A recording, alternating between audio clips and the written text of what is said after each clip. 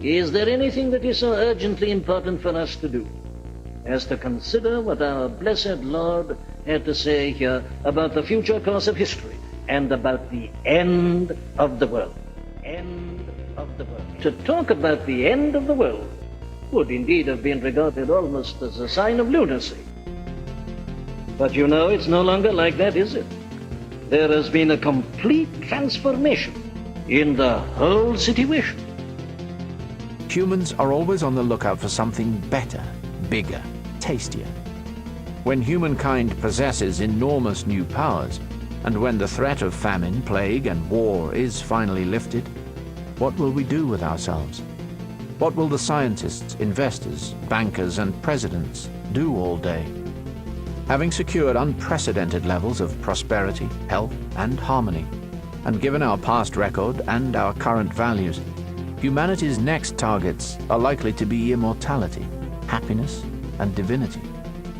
Having reduced mortality from starvation, disease, and violence, we will now aim to overcome old age and even death itself. Having saved people from abject misery, we will now aim to make them positively happy.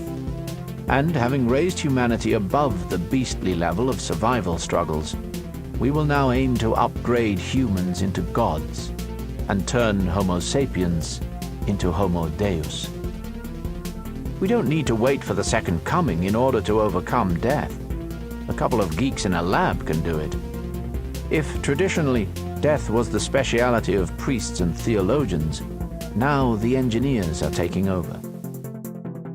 When you're in a group of people who don't believe in Jesus Christ, are you able to stand your ground against all of them?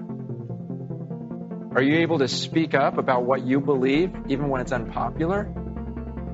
And if you can't do that now, what makes you think, well, when it gets harder, then I can do it?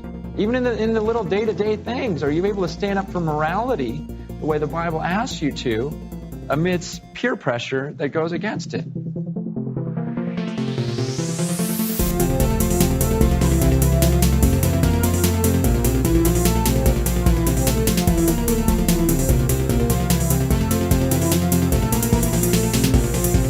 Guys, this is about Jesus Christ coming to destroy the world and pour out his wrath upon the world.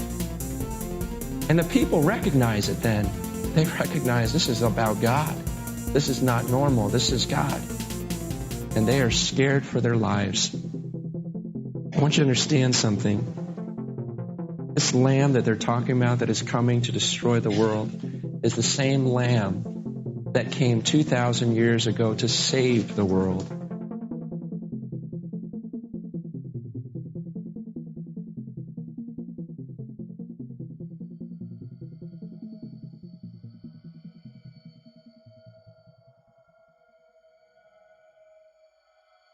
Something is going to remind us that man does not have the right to destroy that which he did not create.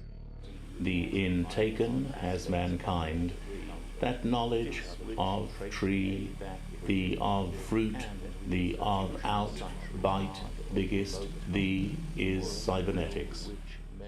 Almost all of the secret societies of the past have been dedicated to clean up jobs. They've all come like the Knights Templars to take care of the corruptions of various beliefs and doctrines.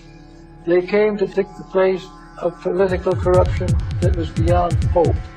Every day, in every way, the brothers were at work, sometimes secretly, but always continually.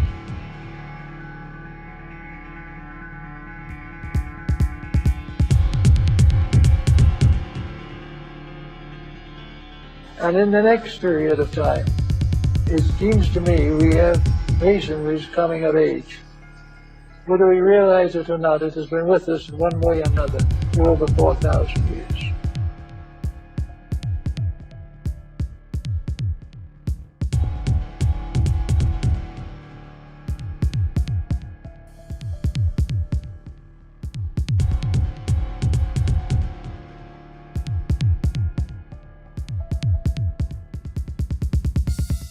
There may be more wars and rumors of wars, but these can be avoided. There can be and should be what Nostradamus seer pointed out. He said in the closing years of the 20th century, there would be great confusion and sorrow and misery upon the earth, and great wars and troubles. But at the beginning of the 21st century, the Paraclete, the Prince of Peace, will come.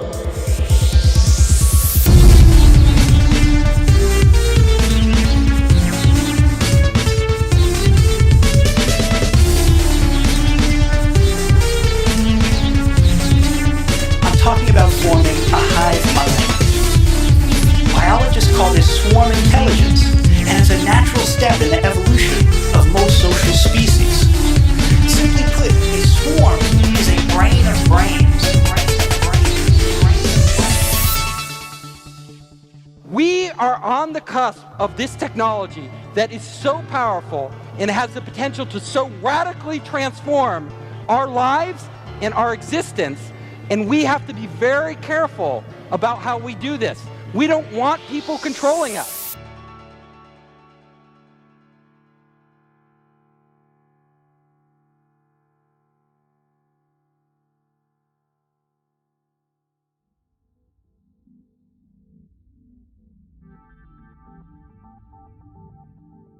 We are born into a spiritual war. We wrestle not against flesh and blood, but against the rulers, Archas, against the authorities, Exousias, against the cosmic powers, Cosmocrators, of the darkness, Skotos, against the spiritual forces of evil, Pneumatica tes Ponerius, in the heavenly realms. Mankind is a fallen creature, yet we still consider every living person as a valuable child of God created in His image, unique and loved by the Creator of all things. But how is this possible? How are we both fallen and at the same time loved with the perfect love of our Heavenly Father? Perhaps it is because we are suspended in a spiritual war that we did not start, but are certainly responsible for entering into. The war that began in the heavenly realm has two distinct sides. One that is not from this world, but of the kingdom of heaven, in the process of restoring the intended infrastructure of God's rightful creation.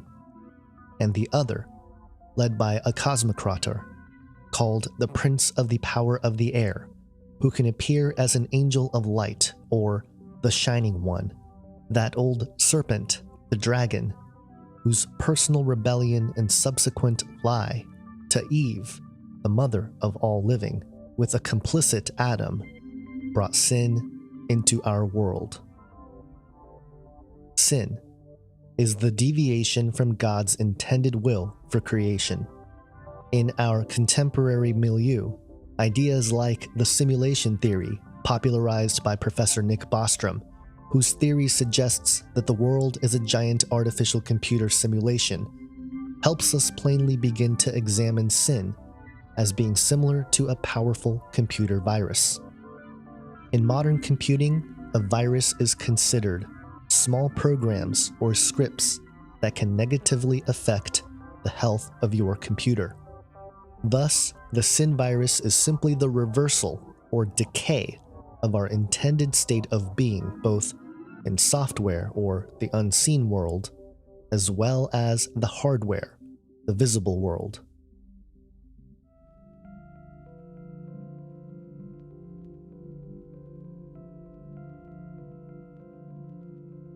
The sin virus, like the computer virus, requires agency. According to the Encyclopedia Britannica, an agent in the realm of computing is called a softbot, or software robot, quote, a computer program that performs various actions continuously and autonomously on behalf of an individual or an organization. For example, an agent may archive various computer files or retrieve electronic messages on a regular schedule. Such simple tasks barely begin to tap the potential uses of agents, however. This is because an intelligent agent can observe the behavior patterns of its users and learn to anticipate their needs, or at least their repetitive actions. Such intelligent agents frequently rely on techniques from other fields of artificial intelligence, such as expert systems and neural networks, and aim to achieve complex goals. The complex goal in the case of the sin virus is death. The sin virus has infected physical creation itself with decay, what the materialist philosophers have concluded, as well as material sciences have theorized, as heat death includes an eschatology for the ultimate end of existence as we know it. Christian philosopher, theologian, and author Dr. William Lane Craig explains. Modern man thought that in throwing off God he had freed himself from all that stifled and repressed him. Instead, he discovered that in killing God, he had only succeeded in orphaning himself. For if there is no God, then man's life becomes ultimately absurd. It is without ultimate meaning, without ultimate value, without ultimate purpose. If each individual person passes out of existence when he dies, then what ultimate meaning can be given to his life? Does it really matter whether he ever existed or not? Now, it might be said that his life was important because it influenced others or affected the course of history. But that shows only a relative significance to his life, not an ultimate significance. If all of the events are ultimately meaningless, then what significance is there in influencing any of them? Mankind is destined only to perish in the eventual heat death of the universe. And thus the contributions of the scientist to the advance of human knowledge, the efforts of the doctor to alleviate pain and suffering, the efforts of the diplomat to secure peace in the world, the sacrifices of good people everywhere to better the lot of the human race. In the end, all of these come to nothing. They don't make one bit of difference, not one bit. And therefore each person's life is without ultimate significance. And because our lives are ultimately meaningless, the activities that we fill our lives with are also, in the final analysis, meaningless. The long hours spent in study at the university, our friendships, our interests, our jobs, our relationships, all of these are, in the final analysis, ultimately meaningless. This is the horror of modern man. Because he ends in nothing, he ultimately is nothing. This state of death that we have inherited through the sin virus has been expressed in many ways throughout history, but perhaps the most appropriate is the Ouroboros, or the serpent eating its own tail, the ancient symbol for the cyclical nature of life and death, a deliberate reminder of who is actually responsible for this error in the fabric of creation. In the 1929 book Ouroboros, or The Mechanical Extension of Mankind, author and journalist Garrett Garrett appropriately observed, quote, "You would think that when man had found a way to provide himself with artificial things in unlimited plenty, the gift of universal peace might follow. Never was the peace more frail, and this, as we shall see, the frailty of the peace, is also a product of the machine. What force is this by fumbling found that man has put in motion? Its pulsations he controls. Its consequences so far have controlled him. And modern life has become so involved in a mechanical spiral that we cannot say for certain whether it is that we produce for the sake of consumption or consume for the sake of production. This nature of being trapped in an enclosed loop perfectly reflects the sin virus, which happens to eerily shadow modern computing and the origins of cybernetic research in the 20th century. You are inseparably part of a feedback loop comprising you and the world around you. In the world of psychology, we call this a cybernetic loop. Cybernetics is applied when a system being analyzed and processed incorporates a closed signaling loop. What was originally referred to as a circular causal relationship, any mechanical, physical, biological, cognitive, and even social systems possess emerging patterns of enclosed loops that can be quantified, analyzed, and thus controlled by manipulating the signals. This helps us understand why advertising is the way it is. They have figured out the method to tap into the human impulse, a part of us that can be easily manipulated by outside artificial constructs. There are three common structures used in computer science: selection, sequence, and perhaps the most basic yet powerful of the three, loops, which are a sequence of instructions that continually repeats until a certain condition is met. Hence, we can understand the sin virus in this effect, a circular causal relationship, or signaling loop, running in the background processing of creation, of which repeats until it achieves its desired condition, death. This base layer problem became present in our world through the single decision made by our first parents, Adam and Eve. Genesis 3:6 says, "And when the woman saw that the tree was good for food, and that it was pleasant to the eyes, and a tree to be desired to make one wise, she took of the fruit thereof, and did eat, and gave also unto her husband with her, and he did eat." God's one commandment to not eat from the tree of the knowledge of good and evil so as to maintain the fragile balance of Eden, God's intended state for mankind and creation, was rejected and dismantled by way of temptation from an agent, that serpent, Hanakash, or the Shining One. As Eve saw that the fruit was good for food or for sustenance, which before the fall was everlasting, pleasant to the eye, appealing to the flesh, and desired to make one wise, as if an open relationship with the Creator himself was not enough, she ate, and so did Adam. Through this decision, the sin virus entered into Adam and Eve, corrupting first their bodies, but also clouding their souls and disconnecting them from clear access to the Spirit of God. The result would be death. It also gave legal right for the agents of the divine rebellion to gain influence and control over not only individuals, but entire populations. Romans 5:12 appropriately summarizes, "Therefore, just as through one man sin entered the world, and death through sin, and so death spread to all men because all sinned." The implications of this passage are that humans were never supposed to die. Death was never supposed to be part of our existence.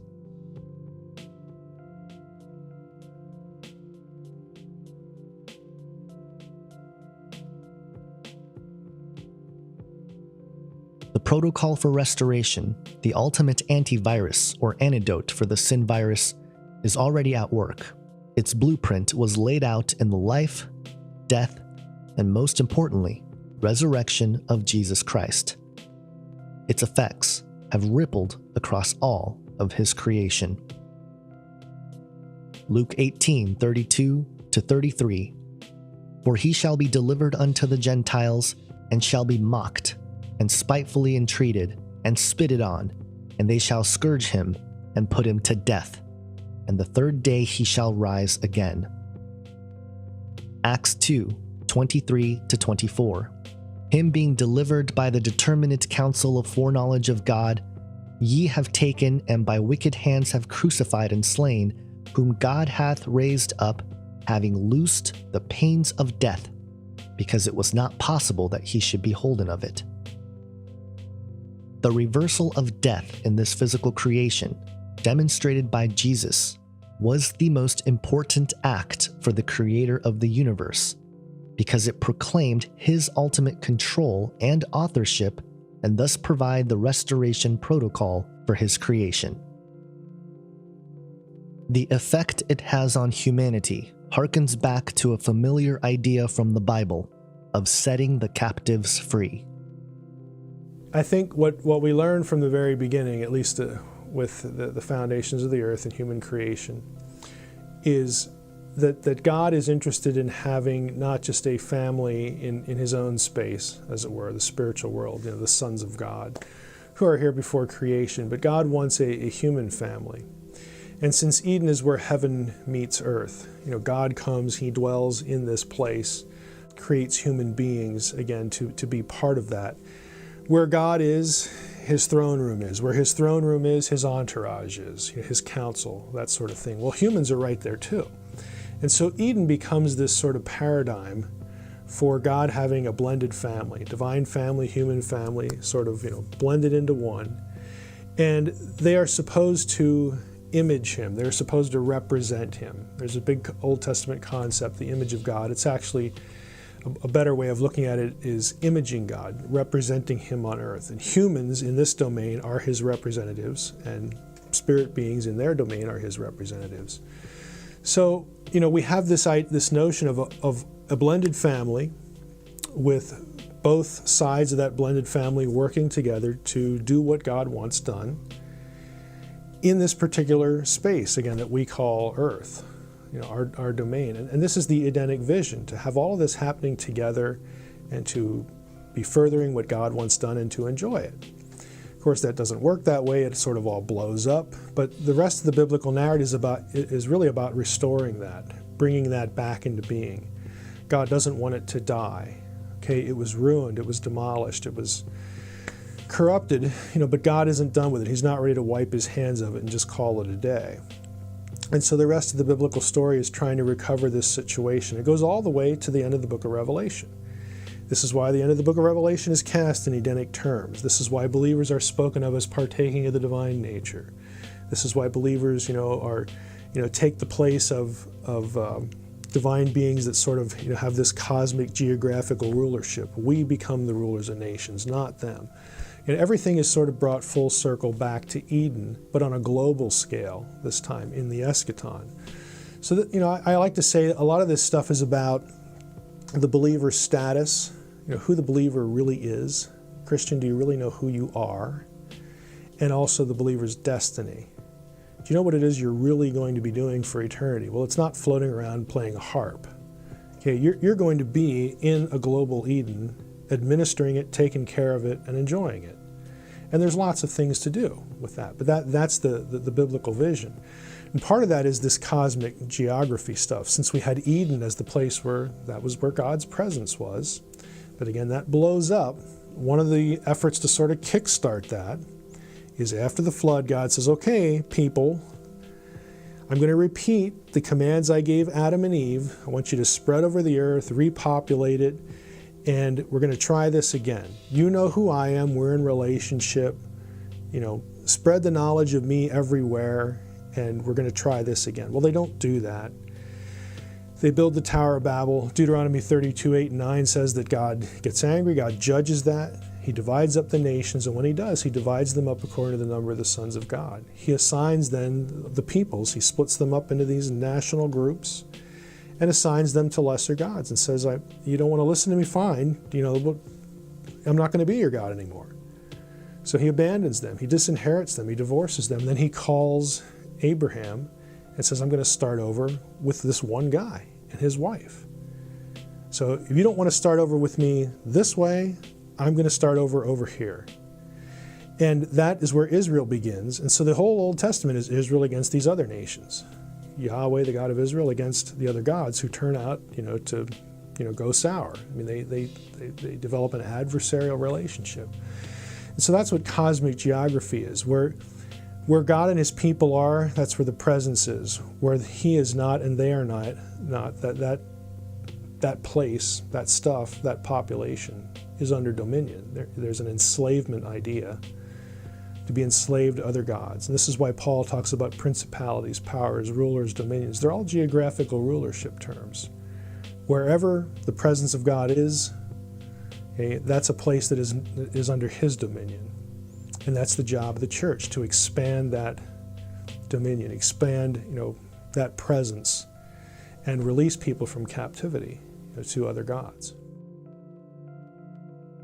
While Jesus' resurrection marked the beginning of the restoration process, the fully restored Eden is still future. But as we rapidly march towards the noticeable season of his return, we can rejoice in knowing the complete effects of the restoration protocol as outlined in many passages of Scripture. Revelation 21, verse 1. And I saw a new heaven and a new earth, for the first heaven and the first earth were passed away, and there was no more sea.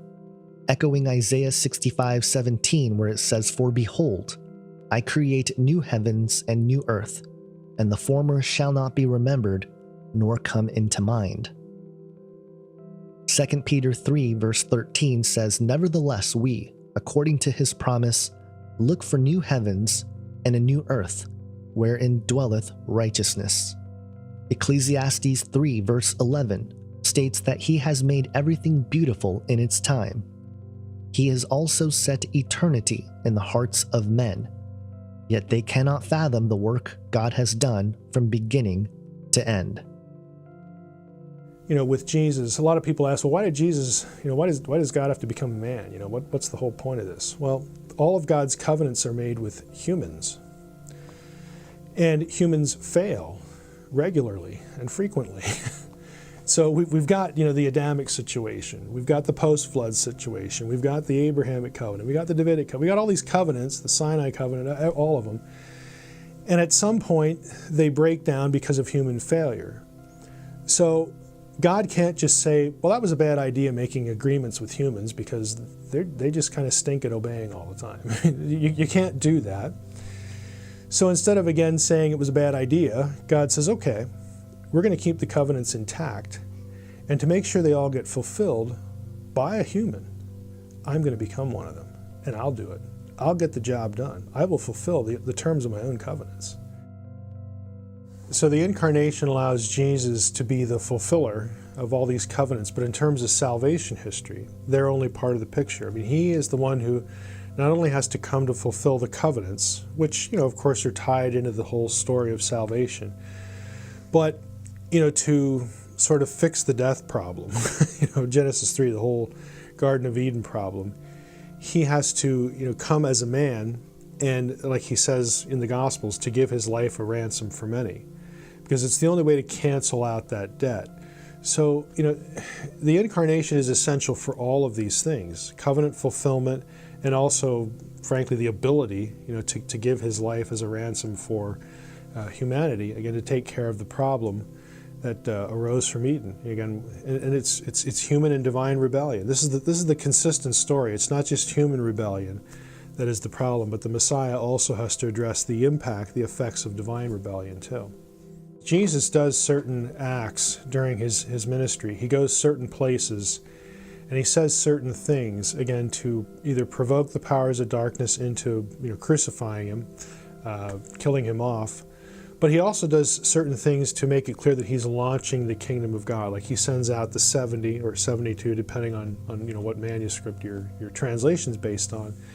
But that number is significant because that goes back to the Deuteronomy 32 worldview when the nations were disinherited. If you count them in Genesis 10, you get 70. If you're using the Septuagint, which is the Greek translation of the Old Testament, you get 72. But either way, it's the same event. And so when Jesus does this, it's this symbolic act that I'm not just here for the Jews. I'm also here to reclaim the nations. And this is before the crucifixion. So he's already telegraphing the intent that what I'm going to do, what I'm about, is also not just being the Jewish Messiah, but it's going to be through the seed of Abraham, which is me, that all of these other nations are going to be brought back into right relationship with God. A community of people who have a right relationship with God will be the only thing that will keep the remnant church separate from the emerging hive mind world system where man will attempt to build Eden 2.0 and Adam 2.0 with their own hands. But as we will come to see, this pursuit, led by the Antichrist spirit, will result in the abomination of desolation spoken about by the prophet Daniel, Jesus on his Olivet Discourse, and the book of Revelation, as well as the man of sin, who will emerge from the system, confirming once again that there is nothing new under the sun. This is also new. It's not new. I realize that nothing we've been doing is new. We haven't been tapping into new areas of the brain. We've just been awakening the most ancient. This technology is simply a route to powers that conjurers and alchemists used centuries ago.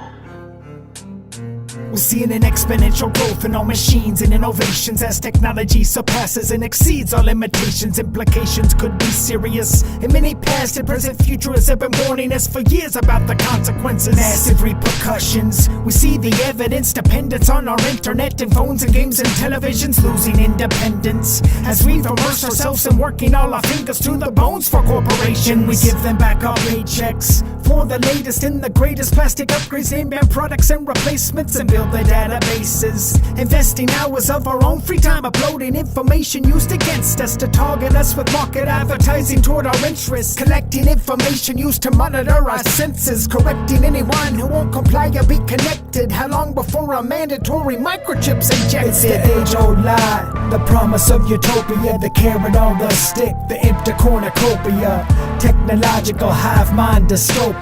Or will it rise is a time of robophobia? It's the age-old lie, the promise of utopia, the carrot on the stick, the empty cornucopia, technological hive mind dystopia. Or will it rise is a time of robophobia? It's an emerging type insurgence, converging and burgeoning and churning, slowly bursting to the surface. It's concerning every person and confirming every warning. The disturbing thought we're working toward a single mind that's merging and converting us to downloadable versions of ourselves inside a full immersion, universal simulated virtual reality, where every living earthling's neural pathways are inspected mandatorily and connected using voice to skull telepathy, absorbing data fingerprints to play us back like instruments, manipulating us just like we're puppets of ventriloquists, remote controlling human beings like Ouija boards, coursing through the veins of circuit boards, record the sounds of every vocal cord, moving exponentially towards a singularity. Eventually we won't distinguish magic from technology, and robots will unplug from electricity, no longer using batteries but powered like a golem using alchemy. It's the age-old lie, the promise of utopia, the carrot on the stick, the empty cornucopia,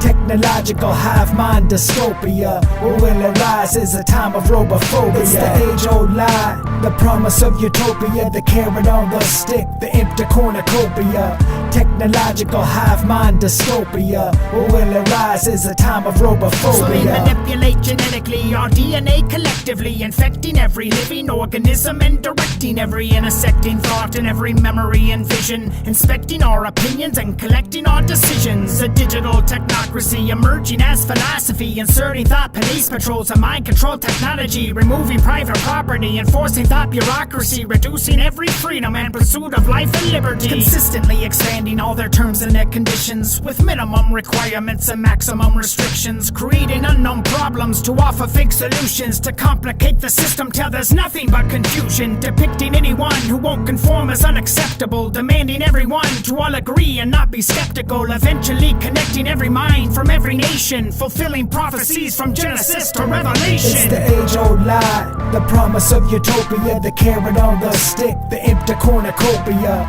technological hive mind dystopia. Or will it rise is a time of robophobia? Even with all these new abilities, there are dangers. Human race lost that knowledge, and now I'm reclaiming it through virtual reality. You're moving too fast, so fast.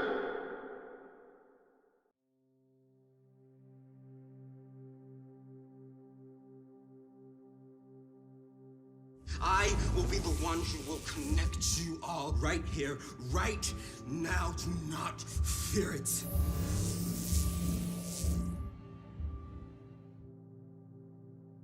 A hive mind is nature's way of aggregating the diverse perspectives of a population and maximizing their collective wisdom. And let's be honest, we humans are pretty smart as individuals, but in groups, we're not always that wise. That's because groups don't do a great job of combining their diverse perspectives. We use votes and polls and surveys. The problem is polls are polarizing. They drive us to entrench, exposing and reinforcing our differences, but doing nothing to help us find common ground. A swarm is the opposite. It's flexible and dynamic, revealing where we agree most. In other words, swarming doesn't just make a species smarter, it makes a species wiser. Study after study show that when people think together in swarms, they can amplify their intelligence by 20%, 40%, 60%, and that's using current technology. The long-term potential is likely much greater. After all, if a swarm of bees can solve complex problems that would challenge a human brain, a swarm of humans should be able to solve problems that we can't even conceive. We should be able to form a true superintelligence. And because the building blocks are people, tapping not just our knowledge, but our values and morals and sensibilities, the resulting superintelligence will not be alien, it will be human, just smarter and wiser. We might be able to solve some of the hardest problems we face, like poverty and inequality and sustainability. So the next time somebody uses the phrase hive mind as a negative, remember this: if honeybees could observe how we humans make big group decisions, like electing our leaders, or resolving our conflicts, or planning for our future, they might think we're the primitive ones, but not for long.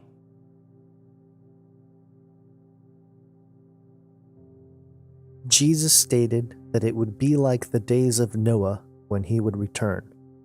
While there are many who dismiss the more immediate application of this passage that suggests we currently live in such times, there are parallels that can be drawn from the days of Noah in our world today that are pretty difficult to deny.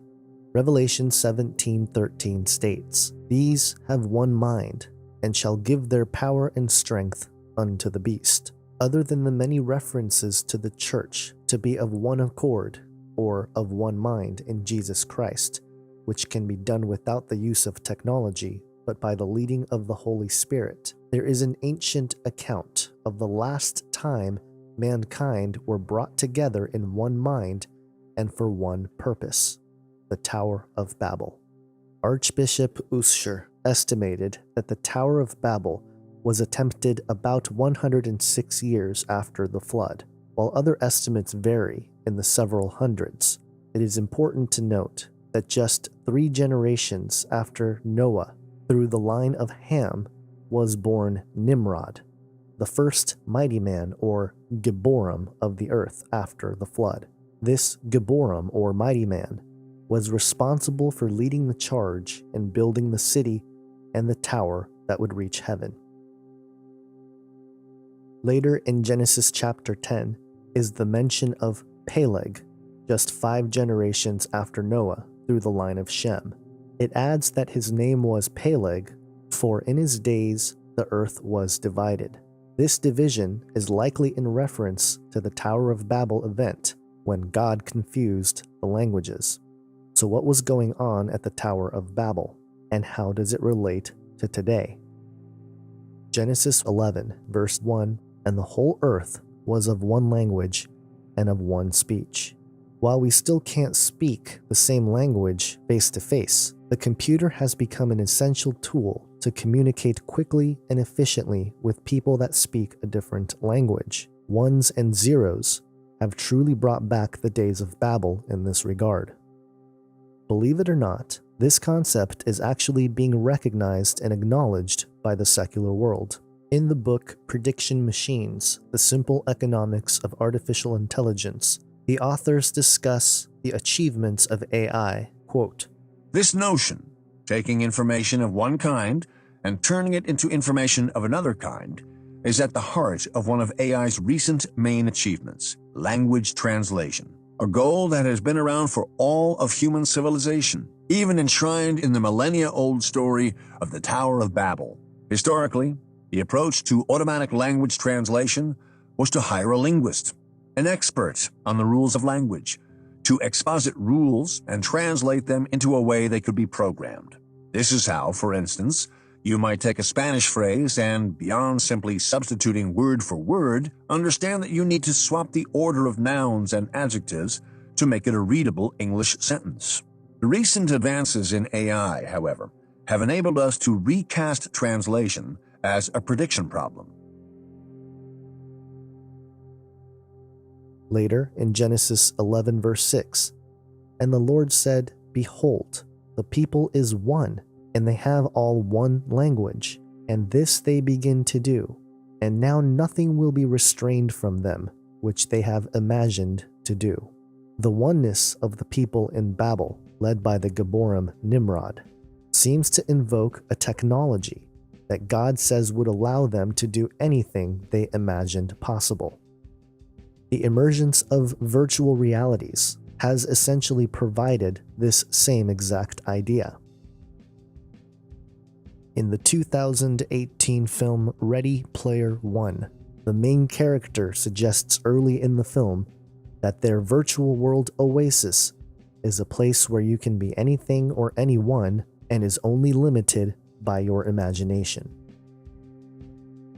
Ever since the Enlightenment, there have been many voices considered pillars in history who have commented on imagination. Lewis Carroll is quoted saying, "Imagination is the only weapon in the war against reality." Albert Einstein is quoted saying, "Imagination is everything.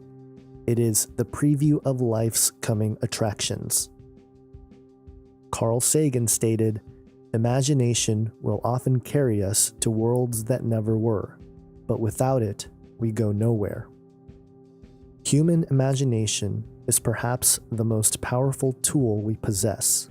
As imagers of God, it is important for us to understand what it means to harness this tool. In Genesis chapter 6, when God chose Noah and his family to enter the ark to save mankind from the destruction that was caused by the Bnei Ha-Elohim, the sons of God, and their offspring, Nephilim, he stated that their imagination was evil continually. While some believers still cannot wrap their minds around the possibility of these supernatural events being at the core of the reason for the Great Flood, one cannot deny the significance of how the technologies we have now and are rapidly developing for the future are leading to a time when humans will do nothing but reside in their imaginations, expressed in fully immersive virtual sensory experiences. 5G is bringing such incredibly high speeds of communication traffic, internet type traffic, that it will totally disrupt several areas of society. And that they see that possibility. They're in the middle of the technology. They know what it's going to do. You don't have to be an expert from the outside to see what they're talking about. But in their mind, they're going to light up like a Christmas tree. They're going to light up the Internet of Things when 5G hits the streets. It's going to enable autonomous vehicles completely.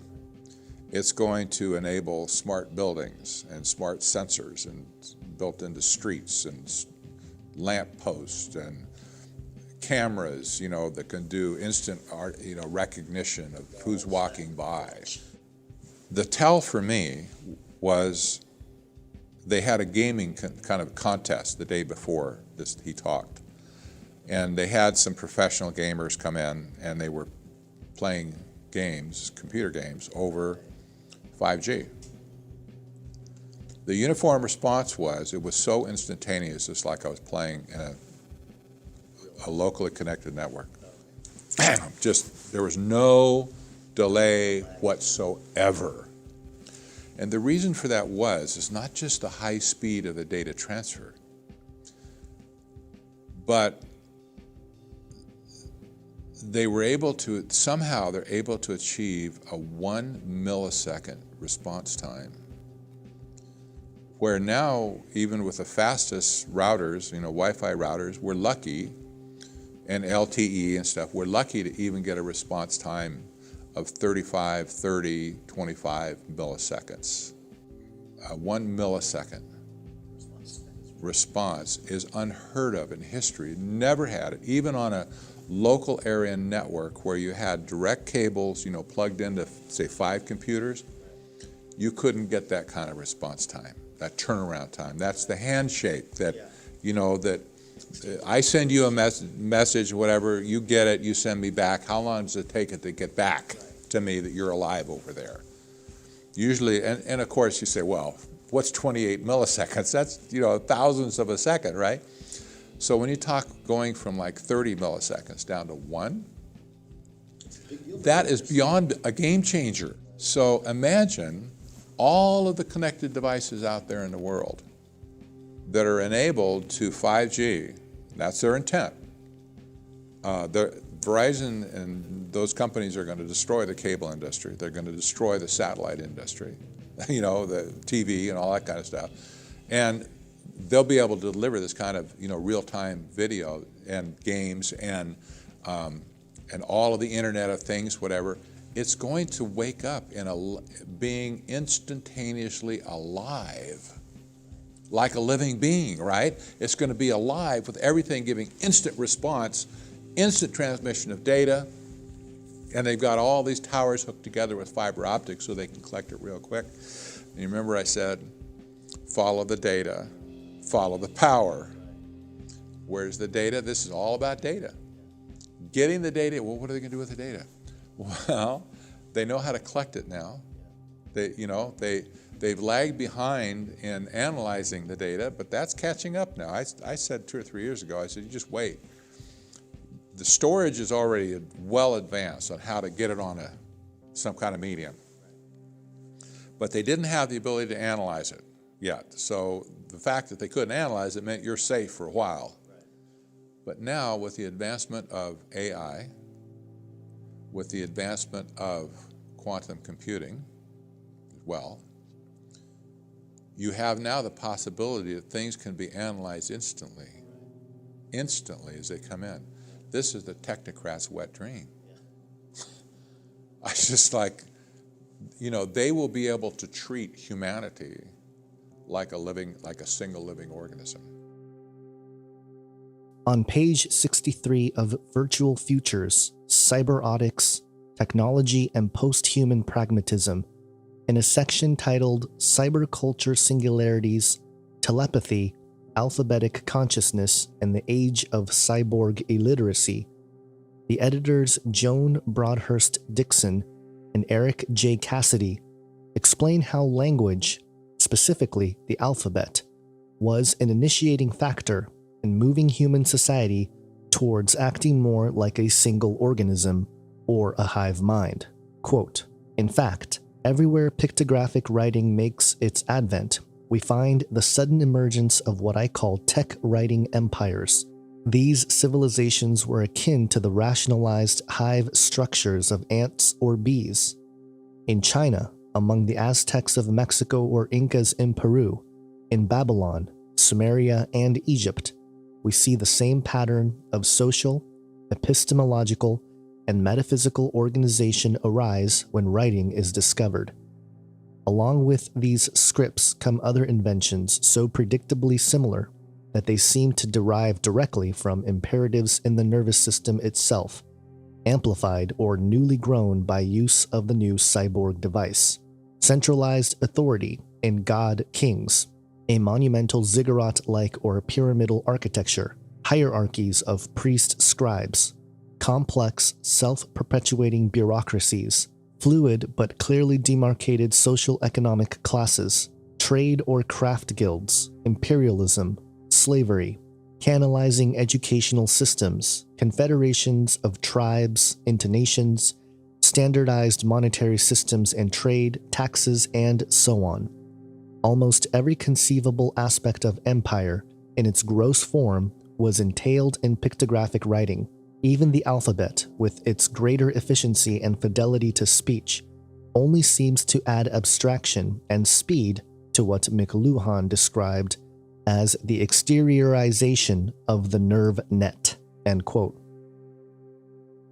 The last time humanity banded together to create something that would allow them to do anything they imagined to do, they rebelled against God, and God judged mankind. This time will be no different, as the symptoms of the sin virus continue to operate as a means to push man away from God and towards death, all under the deception of progress. Psalm 140 verses 1 and 2 Deliver me, O Lord, from the evil man. Preserve me from the violent man, which imagine mischiefs in their heart. Continually are they gathered together for war. The evil and violent man, who imagines mischief in his heart, continually gather together for war against God and his saints. This is consistent with Revelation 13:7 and Daniel 7:21, where the beast is allowed to make war with the saints.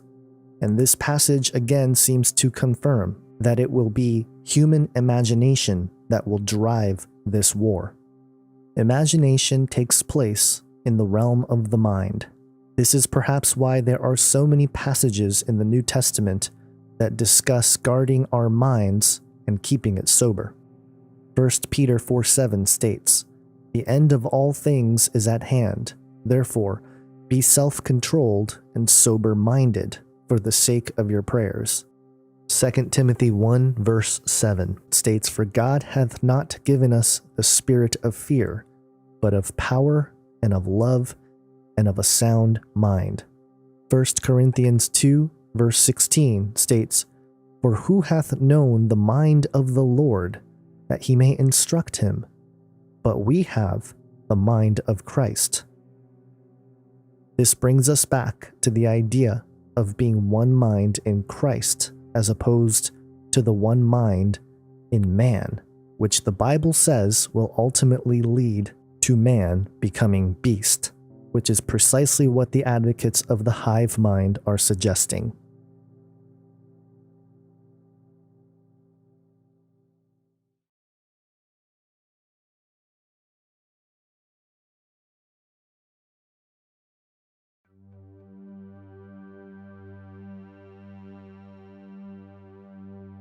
In the book The Future of Man, Jesuit Teilhard de Chardin stated, quote, "We may note, certainly, that in these various forms of collective life differentiation, the fruit of the union goes hand in hand with mechanization, the element becoming a cog in the machine, and that this is especially what happens in the case of termitary and the hive, of which the shadow looms so disturbingly over the collective future of mankind." Later in the book, he states, quote, "In present-day mankind, within, as I call it, the noosphere, we are for the first time able to contemplate, at the very top of the evolutionary tree, the result that can be produced by a synthesis not merely of individuals, but of entire zoological shoots. Thus, we find ourselves in the presence, in actual possession of the superorganism we have been seeking, of whose existence we were intuitively aware. The collective mankind, which is sociologically needed for the furtherance of their speculations and formulations, now appears scientifically defined, manifesting itself in its proper time and place, like an object, entirely new and yet awaited in the sky of life. It remains for us to observe the world by the light it sheds, which throws into astonishing relief the great ensemble of everyday phenomena with which we have always lived, without perceiving their reality, their immediacy, or their vastness." End quote. So let me take a step back in time here with you, let's say roughly 75,000 years, to around the time that mankind began wandering around the world, populating the different continents. And over those 75,000 years, here's a map of every single road and railway that we have built, right? Stretching, connecting just about all the world's population.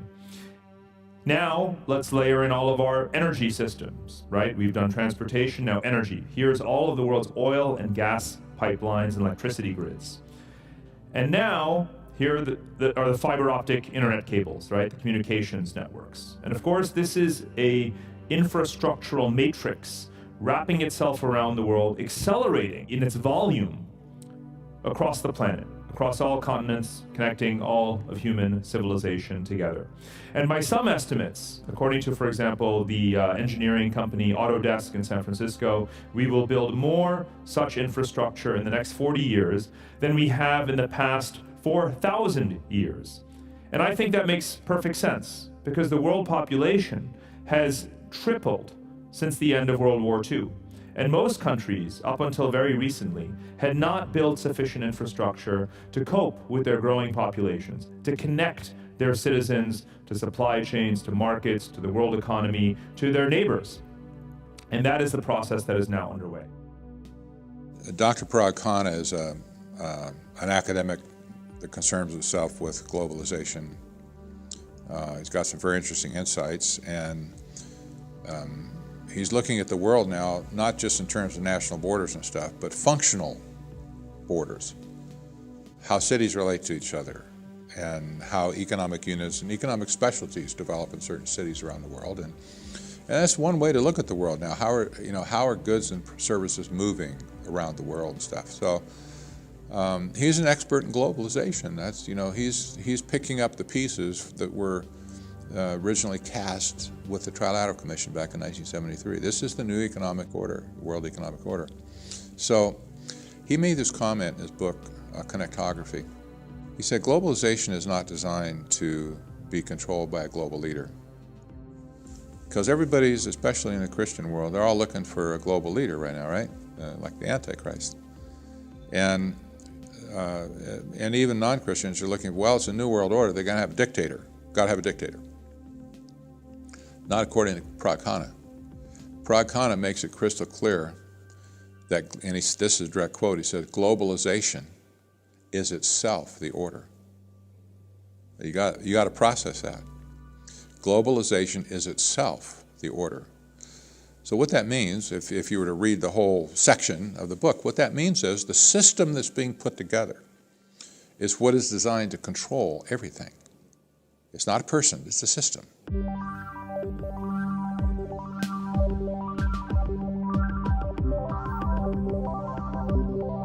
The world of connectivity is changing the way nation-states interact and operate with one another. While traditional interpretations assigned nations to the animals of Daniel 7 and Revelation 13, it is highly plausible that their eschatological renderings might represent massive cybernetic hives, each with their own characteristics with some geographical signals, which eventually gets crushed into the final conglomerate beast that is said to rise out of the sea. The sea, the oceans or many waters, is a mysterious realm of the earth, much of which still remains a mystery. Yet it is not only a source of life, but as a testament to the beauty and power of God and His creation. God has always displayed His power over nature using the sea, separating the waters at creation, the parting of the Red Sea, Jesus walking on the Sea of Galilee, and even the act of baptism represents a declaration to the sea, the abyss, or the underworld, that your soul chooses to be born from above and not below. The beast that rises out of the sea has specific characteristics about its infrastructure that are described in detail in the book of Daniel and Revelation. Revelation 13:1, and I saw a beast rising out of the sea, with 10 horns and 7 heads, with 10 diadems on its horns and blasphemous names on its heads. First, let's look briefly at the diadems. The diadem, or more simply a royal crown, has for centuries been the symbol of power, legitimacy, victory, triumph, honor, glory, as well as immortality, righteousness, and resurrection.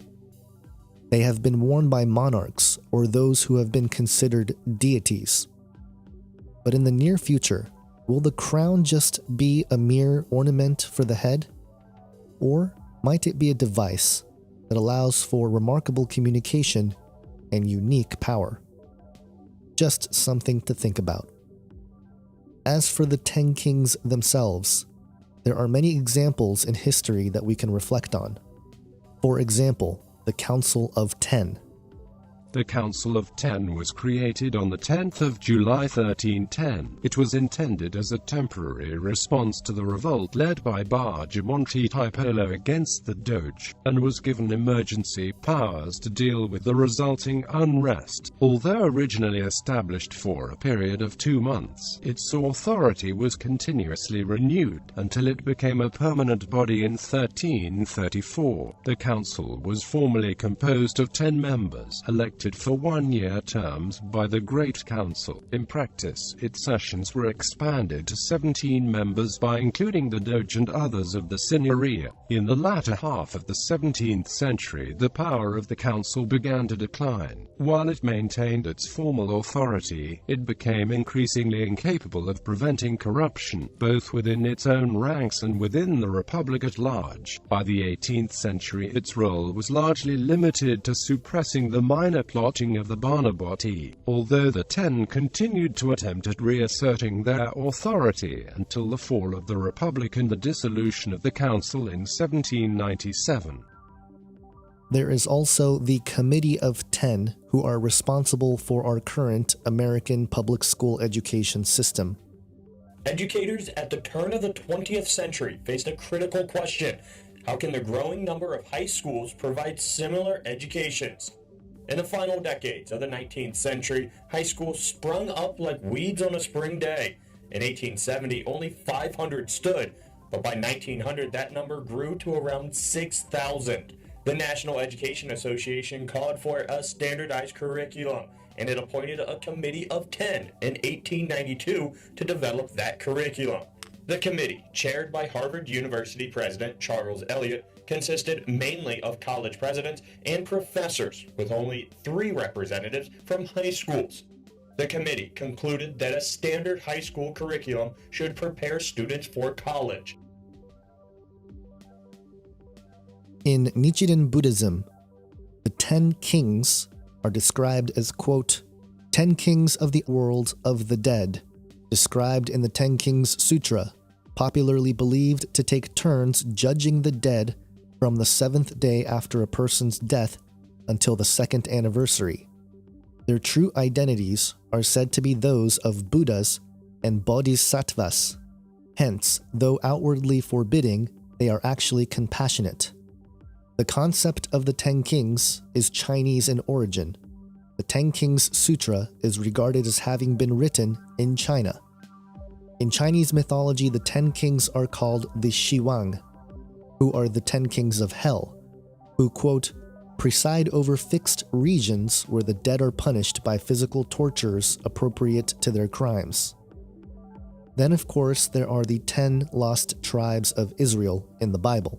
Without adhering to any specific thread of inquiry regarding this topic, like British Israelism, which suggests the lost tribes migrated north to invade Britain, or the theory that the Japanese people gained much of their tradition from the lost tribe members, it can simply be understood that if there are any connections between the 10 lost tribes and the 10 kings, it means they will specifically appear to come from all over the world, as the 10 lost tribes have been scattered across the earth. While these examples of 10 kings are merely just that, examples, they certainly give us a shadow of things to come. Revelation 17:12 states that, quote, the 10 horns which thou sawest are 10 kings, which have received no kingdom as yet, but receive power as kings 1 hour with the beast, indicating that these 10 seats of power is yet future. However, we know that it may involve some sort of hive mind cybernetic loyalty to the system, as it states in the next verse, quote, these have one mind, and shall give their power and strength unto the beast.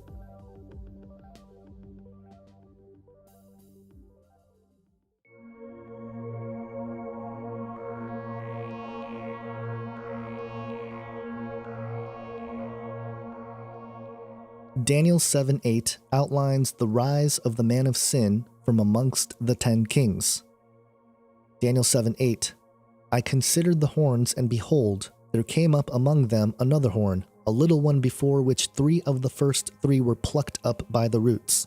And behold, In this horn were eyes like the eyes of a man, and a mouth speaking great things. Many agree that this description of the little horn is the man of sin, or Antichrist.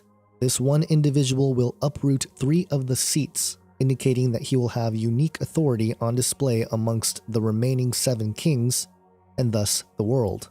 It also says that his eyes were like the eyes of a man, indicating that this individual will not likely be entirely human. And a mouth speaking great things is echoed multiple times in the scriptures, identifying the man of sin. Daniel 11:37, 2 Thessalonians 2:4, Revelation 13:5. Later in verse 20 of Daniel 7, the same drama of the little horn is outlined with one additional detail in verse 21, and about the 10 horns that were on its head, and the other horn that came up, and before which 3 of them fell. The horn that had eyes and a mouth that spoke great things, and that seemed greater than its companions. As I looked, this horn made war with the saints, and prevailed over them. Confirming this pronouncement, Revelation 13:7 says, "And it was given unto him to make war with the saints, and to overcome them, and power was given him over all kindreds, and tongues, and nations."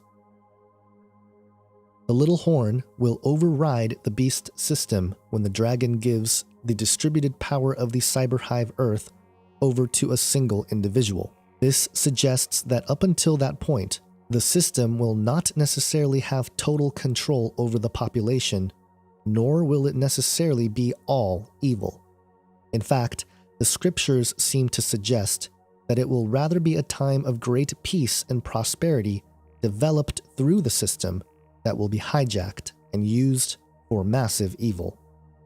Daniel 8:23-27. "And in the latter time of their kingdom, when the transgressors are come to the full, a king of fierce countenance and understanding dark sentences shall stand up. And his power shall be mighty, but not by his own power. And he shall destroy wonderfully, and shall prosper, and practice, and shall destroy the mighty and the holy people. And through his policy also he shall cause craft to prosper in his hand, and he shall magnify himself in his heart, and by peace shall destroy many. He shall also stand up against the prince of princes, but he shall be broken without hand. And the vision of the evening and the morning, which was told is true, wherefore shut thou up the vision, for it shall be for many days. And I, Daniel, fainted, and was sick certain days. Afterward I rose up, and did the king's business, and I was astonished at the vision, but none understood it." A couple things to point out. First, this man of sin will understand dark sentences, sometimes translated understanding riddles or master of intrigue.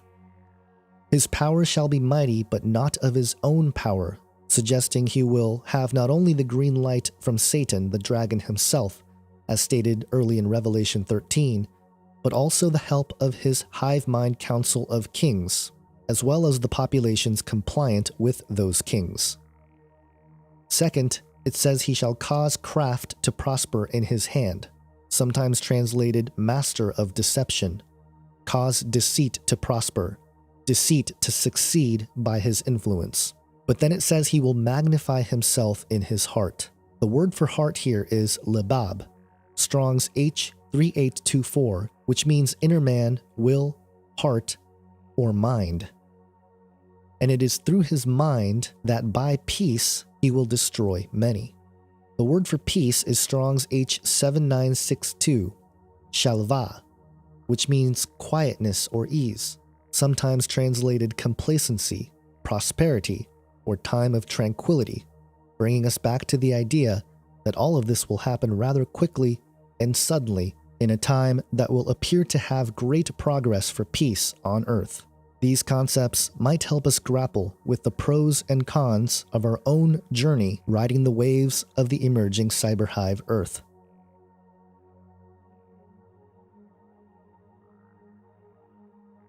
There are countless examples of the number 7 in the scriptures attributed to God, There are 7 stars, or angels of the 7 churches in the early chapters of Revelation. God rested on the 7th day of creation.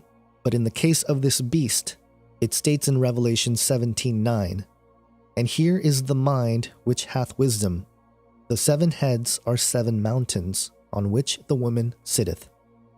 Many believe that this is Rome, and there are good cases to be made based on the previous information about the Council of 10 in Venice, with their 10 members and 7 additional heads. But there are many other cities claimed to be built on 7 hills. They include Babylon, Moscow, Mecca, Libsyn, Tehran, Amman, and more than 19 cities in the United States. And speaking of the United States, there is also a modern evangelical movement of what, in my opinion, is a heretical proposition that humanity needs to conquer the 7 mountains of influence, which include religion, family, education, government, media, arts and entertainment, and business before the Lord can return. Of course, the irony of a so-called Christian movement appealing to 7 mountains where the harlot fornicates with the beast should not be missed. However, there is another place that sits on 7 hills, and that is Jerusalem.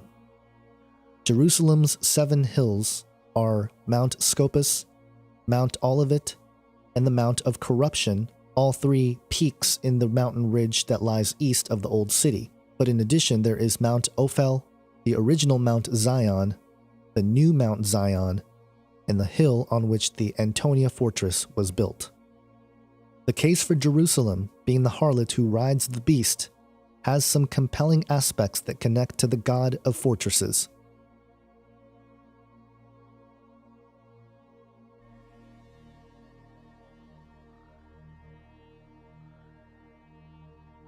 The agents who continue to instigate and spread the sin virus in our creation began with the once perfect, but now fallen guardian cherub, who is described in Ezekiel 28 verses 14 through 16 as being established by God on the holy mountain in the midst of the fiery stones, perfect in all his ways, until iniquity was found in him. The passage continues by telling us that it was through trade that caused violence in his heart, and thus sin resulting in his casting out of the mountain of God. We will dig deeper into the element of trade being a massive marker and prophetic signals of our day in a section titled Merchant Magic. The operation of spreading and maintaining the sin virus in our world can be understood as the deliberate work of the fallen ones, who tap into the Antichrist spirit rather than the Spirit of God. These agents of the sin virus mainly operate in the unseen realm. According to the historical book of Enoch, the disembodied spirits of the Nephilim are the New Testament demons or devils. They deliberately tie into the Rephaim and Anakim of the Old Testament, who are directly described as the descendants of Nephilim. Because the Nephilim were an abomination to God's created order, their nature was foundationally destined for destruction. Enoch 15 verses 8 through 11 says, "The giants, who are produced from the spirits and flesh, shall be called evil spirits upon the earth, and on the earth shall be their dwelling. Evil spirits have proceeded from their bodies because they are born from men, and from the holy watchers is their beginning and primal origin. They shall be evil spirits on earth, and evil spirits shall they be called. As for the spirits of heaven, in heaven shall be their dwelling. But as for the spirits of the earth, which were born upon the earth shall be their dwelling. And the spirits of the giants afflict, oppress, destroy, attack, do battle, and work destruction on the earth, and cause trouble. They take no food, but nevertheless hunger and thirst, and cause offenses. And these spirits shall rise up against the children of men and against the women, because they have proceeded from them." It is strange and eerie that in computing, a daemon is a program that runs in the background, hidden from direct user control. The word daemon connects back to the ancient Greek daemon, which can mean deity, divine power, lesser god, guiding spirit, tutelary deity, one's genius, lot, or fortune. Oxford American Dictionary defines the daemon to mean, quote, inner or attendant spirit or inspiring force. Originally coined after Maxwell's demon, the daemon was intended to be an imaginary being sorting molecules behind the scenes, benign to any moral responsibility. But as computers enter the quantum era, sentient entities only recognizable in mythology, yet believed in various cultures throughout recorded human history, are suddenly being summoned into existence, embodied in what will fulfill the prophecies concerning the God of fortresses. These things that we're summoning into the world now are not demons, they're not evil, but they're more like the Lovecraftian great old ones. There are entities that are not necessarily going to be aligned with what we want. So this transition is really, really massively important for our entire species to navigate, and nobody is paying attention. In Daniel 11, verse 38, the Antichrist figure is said to honor the God of forces. The word for forces in the King James is sometimes translated fortresses. The Hebrew word is ma'oz, defined as a place of means of safety, protection. It originates from the Hebrew uz, which means to take or seek refuge. And while there are compelling interpretations about who or what the God of forces is in Daniel 11:38, there's no doubt that it will pertain to the theme of security and protection, which happens to be highly relevant themes in modern computing. Iran attacks Israel on a daily basis. We monitor these attacks, we see these attacks, and we foil these attacks all the time. Iran threatens us in many other ways. They've issued in the last 24 hours threats that say that they'll destroy us, they'll target our cities with missiles. We're not oblivious to these threats. They don't impress us because we know what our power is, both in defense and in offense. But the important thing is that any country can be attacked today with cyber attacks, and every country needs the combination of a national cyber defense effort and a robust cybersecurity industry. And I think Israel has that, and has that in ways that are, in many ways, unmatched. The possibility that this God of fortresses might have something to do with our current emerging super-intelligent cyber gods is further confirmed when the verse states that this God of forces was, quote, a God whom his fathers knew not, indicating that it will appear to be something new, perhaps due to the widely spread technologies that will be available. It also states that this God of forces will be honored with gold and silver, precious stones, and pleasant things, reminding us of the once guardian cherub whose corrupt trade got him kicked off the holy mountain of God. The identity and location of this fortress is given to us in Revelation 17. In verses 4 through 6 it states, "And the woman was arrayed in purple and scarlet color, and decked with gold and precious stones and pearls, having a golden cup in her hand full of abominations and filthiness of her fornication. And upon her forehead was a name written, Mystery Babylon the Great, the mother of harlots and abominations of the earth. And I saw the woman drunken with the blood of the saints, and with the blood of the martyrs of Jesus. And when I saw her, I wondered with great admiration." The identity of the woman, Mystery Babylon, is later revealed in verse 18, where it says, "And the woman which thou sawest is that great city which reigneth over the kings of the earth." In the book Mystery Babylon, when Jerusalem embraces the Antichrist, an exposition of Revelation 17 and 18 by Chris White, he states, quote, "I believe Mystery Babylon is the last days city of Jerusalem. I choose my words very carefully in this description. In other words, I believe it is the Jerusalem of the end times where, according to Daniel 11:45, the Antichrist sets up his headquarters. According to this view, The people of the city of Jerusalem will promote the Antichrist as their Messiah and as the one true God, thereby committing the ultimate abomination, the ultimate harlotry. Not only that, but they will promote him and entice the world to follow them in their worship of the man of sin, Revelation 17:2. We know that the Antichrist will choose Jerusalem as the place to declare himself to be God, 2 Thessalonians 2:4, Matthew 24:15, Daniel 11:31-32. And we know that the greatest religious persecution of all time, which is prompted by the abomination of desolation, will happen in the city of Jerusalem, according to Matthew 24, verses 15-21. So we already understand that there is a relationship between the Antichrist and the city of Jerusalem. But few of us have put all the pieces together to understand the significance of the Antichrist's apparent focus on Jerusalem. Last month, I also took an action endorsed unanimously by the U.S. Senate just months before. I recognized Jerusalem as the capital of Israel.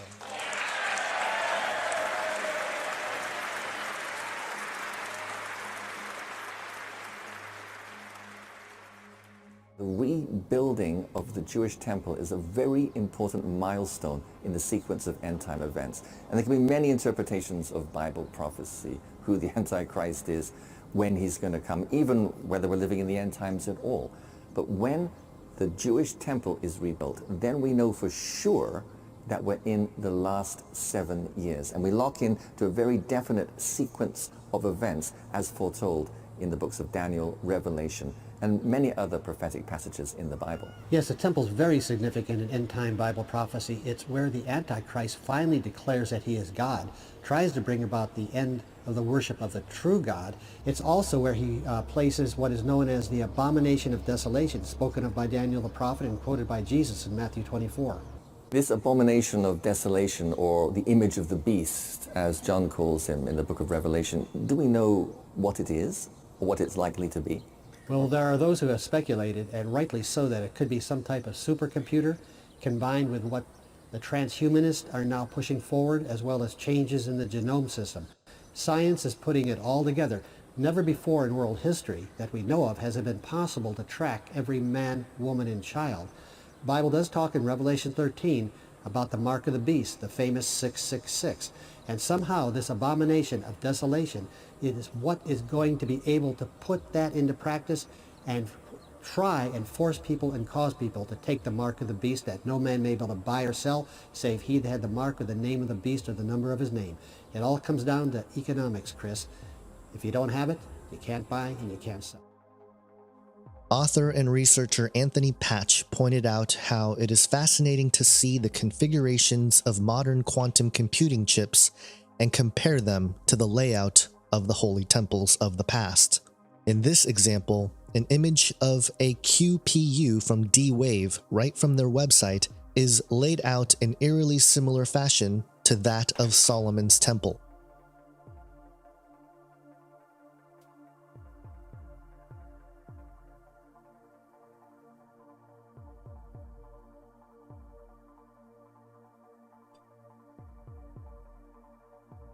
Not to mention the biblical measurement of a cubit with a C being the same phonetically as a qubit with a Q in quantum computing. Is it possible that the third temple in Jerusalem might replicate some kind of quantum computing mechanism that invokes the God of forces, which gives the man of sin complete control of geopolitical, spiritual or religious, technological, and economic authority over the earth? We will just have to wait and remain watchful.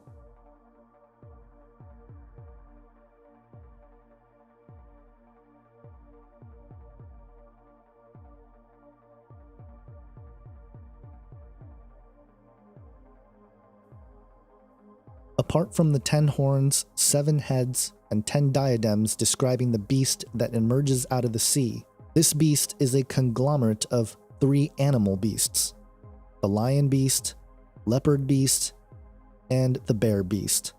Revelation 13:2, and the beast that I saw was like a leopard, Its feet were like a bear's, and its mouth was like a lion's mouth. And to it the dragon gave his power, and his throne, and great authority. With Daniel 7 as a backdrop to provide more detail regarding each of these beasts, we can begin to see how a cyber hive Earth might serve as a perfect foundation for each of these animals. In Daniel 7:4, it states, "The first was like a lion, and had eagle's wings.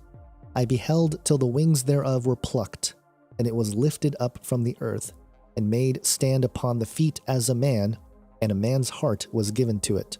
Lions appear over 140 times in the Bible, often indicating strength and power.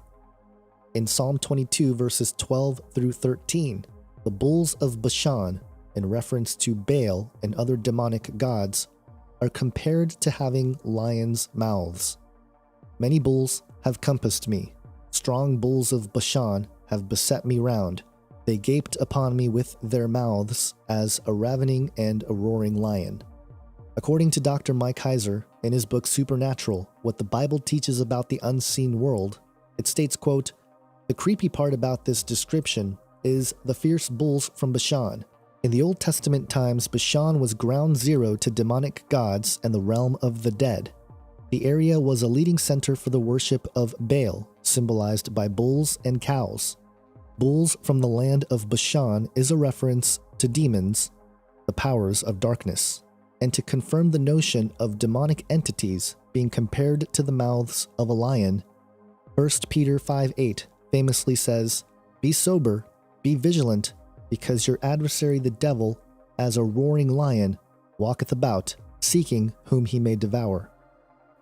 In a passage about the witness against Israel in Amos 3 verse 12, the lion is described as a tool for judgment, as the enemy of Israel who will surround the land, pull down their strongholds, and plunder their citadels.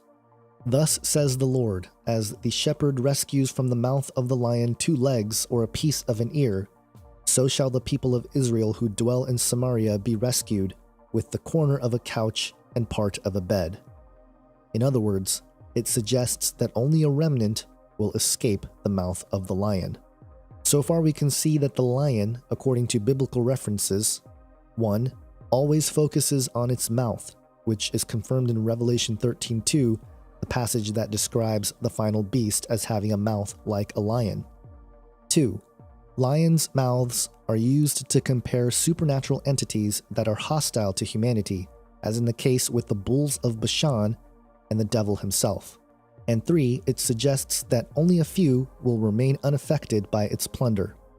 It's interesting to note that this lion beast had eagle's wings prior to them being plucked, because eagle's wings in the Bible typically represents God's supernatural intervention and help to escape a situation. The prime example is found in Exodus 19:4, where it says, "You have seen what I did unto the Egyptians, and how I bare you on eagle's wings, and brought you unto myself." Similar passages exist in Isaiah 40 verse 31, Jeremiah 48:40, and 49:22. So having them plucked means they will no longer have God's protection or supernatural intervention. This notion is familiar in the scriptures when in 2 Thessalonians 2 it mentions the restrainer who will be taken out of the way. Then it is said to stand on 2 feet like a man. It is even given a man's heart, or sometimes translated a man's mind, which suggests the lion beast will walk and talk like men. The obvious pattern is that a non-human entity, in this case a lion, which is compared to the mouths of supernatural entities like the bulls of Bashan and the devil himself, are given human features, to stand on 2 legs, given a heart or a mind of man, all for destructive purposes. Could this lion beast be describing an eschatological time when ancient demonic gods and other entities from the realm of the dead, including possibly the devil himself, will literally walk amongst us again in human bodily form? Perhaps the abomination of desolation and the image of the beast will have something to do with this potentiality. But even more, the parable of the wheat and tares becomes increasingly applicable to such a strange scenario, as both the wheat and the tare are identical until a certain season. if the lion beast is describing an eschatological manifestation of demonic gods and spirits in human bodily form, no one will be able to tell the difference by appearance if a person is actually a demonic god whose names may not have been written in the book of life from the foundation of the world, or just a regular human being. If this all sounds too sci-fi for you, consider the fact that this section of the prophecy made the prophet Daniel sick to his stomach. The most fascinating secular research to tie into this potential interpretation is found with the work of Dr. David Jacobs, whose decades of research into the field of UFOs, alien abductions, and encounters suggests that a race of aliens are attempting to genetically mingle themselves with human beings. Quote, "In the past, I was completely convinced that hybrids were not walking around with us. That notion was silly and evidence-free. In recent years, however, I have found mounting evidence that has forced me to change my mind. I now believe it might be very well possible that hybrids are integrating into the society and actually walking around here. I feel somewhat foolish saying this, but I have to go where the evidence leads me, and alas, it has led me to this position." More familiar passages like Daniel 2:43 also come into focus. "And whereas thou sawest iron mixed with miry clay, they shall mingle themselves with the seed of men, but they shall not cleave one to another, even as iron is not mixed with clay." It's also important to keep in mind that regardless of what the lion beast actually turns out to be, its teeth will clutch onto its prey, which is the church. Nevertheless, we are promised that God will ultimately prevail in verses like Job 4 verse 10, where God describes judgment on the wicked when he says, "The roaring of the lion and the voice of the fierce lion and the teeth of the young lion are broken." Daniel 7:5, "And behold, another beast, a second, like a bear, and it raises up itself on one side, and it had 3 ribs in the mouth of it, between the teeth of it. And they said thus unto it, Arise, devour much flesh." The popular translation of the bear are the struggles of Medo-Persia, and while this interpretation does have some remarkable connections to historical events, there are still future application to consider. And as if on cue, the lion and the bear are both mentioned in the context of rulership over people in Proverbs 28 verse 15 and Amos 5 verses 18 through 19. Proverbs 28:15, "As a roaring lion and a raging bear, so is a wicked ruler over the poor people." Amos 5:18 through 19 drives home the point even deeper by using the lion, the bear, and a serpent to describe the day of the Lord's wrath. "Woe unto you that desire the day of the Lord! To what end is it for you? The day of the Lord is darkness and not light. As if a man did flee from a lion, and a bear met him, or went into the house, and leaned his hand on the wall, and a serpent bit him." The popular view for why the bear is raised up on one side goes back to the Medo-Persian interpretation. It suggests that the two powers, Medo and Persia, were uneven, and therefore one side raised up. But there is a far more interesting and admittedly strange way to understand this passage, and by no means am I suggesting this was intended by the biblical authors. Again, these are not hard interpretations or predictions, but simply potentialities, especially given our current contemporary situation. When God created Eve, it says that God put Adam into a deep sleep and took out one of his ribs. But why a rib? According to USC News in 2014, quote, "Using CT imaging, Srauer Mirani and colleague Janice Lee from the University of California, San Francisco monitored the healing of a human rib that had been partially removed by a surgeon. The 8 centimeters of missing bone and 1 centimeter of missing cartilage did partially repair after 6 months. To better understand this repair process, they removed sections of rib cartilage ranging from 3 to 5 millimeters from a related mammal, mice.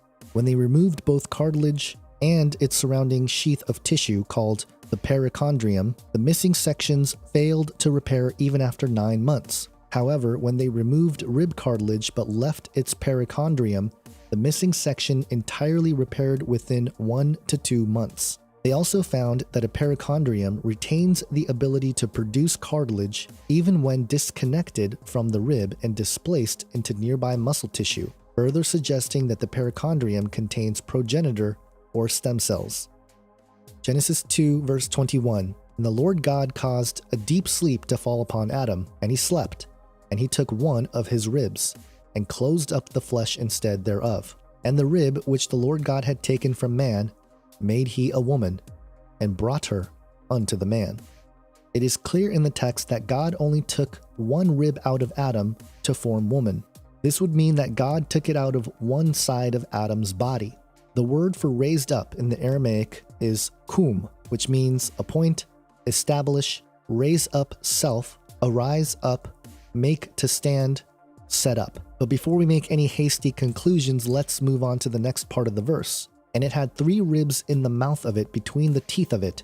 And they said thus unto it, Arise, devour much flesh."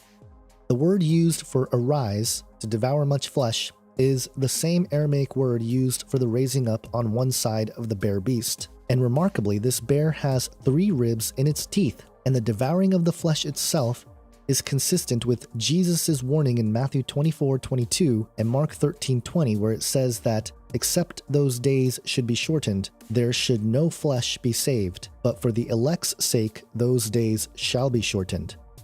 I cannot help but mention the overall high strangeness of all of these connections. One side of the bear beast raised itself up. The transhuman philosophy of self-directed biological evolution comes into focus here, versus God's directed creation, which is outlined with Adam's side. Second are the 3 ribs in its teeth, as opposed to one used by God to create woman. And the third element is the rising to devour flesh, as opposed to the mother of all living, Eve. In 2 Samuel 17:8 in the ESV, the characteristic of the oppressive bear is described as being violently protective of her offspring. Hushai said, "You know that your father and his men are mighty men, and that they are enraged like a bear robbed of her cubs in the field." Considering all of these elements, is it possible that the bear beast in Daniel 7 is a description of an offshoot or fork of humanity, a counterfeit to the creation of Eve from Adam, or dare I say, a new race of humans who will be highly protective of their own kind? While it sounds crazy, it might help explain the rapid normalization of things like gender dysphoria, pedophilia, and other taboos in society, which are openly being celebrated for the intention of desensitizing the population to accept the increasingly bizarre. And given the rapid acceleration of genetic engineering and even the culture of transformation and ascension, what author Carl Teichert references as age of reenchantment, this interpretation should not go unnoticed in our generation. In Revelation 13:2, the final beast is described as having feet like a bear's. Feet in the Bible are used to express one's walk, conduct, or formal possessions, suggesting that these attributes of the bear beast will be a worldview and a way of life that is spread all across the world. Daniel 7:6. After this, behold, and lo, another like a leopard, which had upon the back of it 4 wings of a fowl. The beast had also 4 heads, and dominion was given to it. Both the lion and the bear have militant undertones to its character traits, but the leopard brings an apparatus that is all too familiar for us living today. Hosea 13:7 says, "Therefore I will be unto them as a lion, as a leopard by the way will I observe them." Jeremiah 5:6 says, "Wherefore a lion out of the forest shall slay them, and a wolf of the evenings shall spoil them. A leopard shall watch over their cities. Everyone that goeth out thence shall be torn in pieces, because their transgressions are many, and their backslidings are increased." The leopard in both of these passages allude to one thing: surveillance.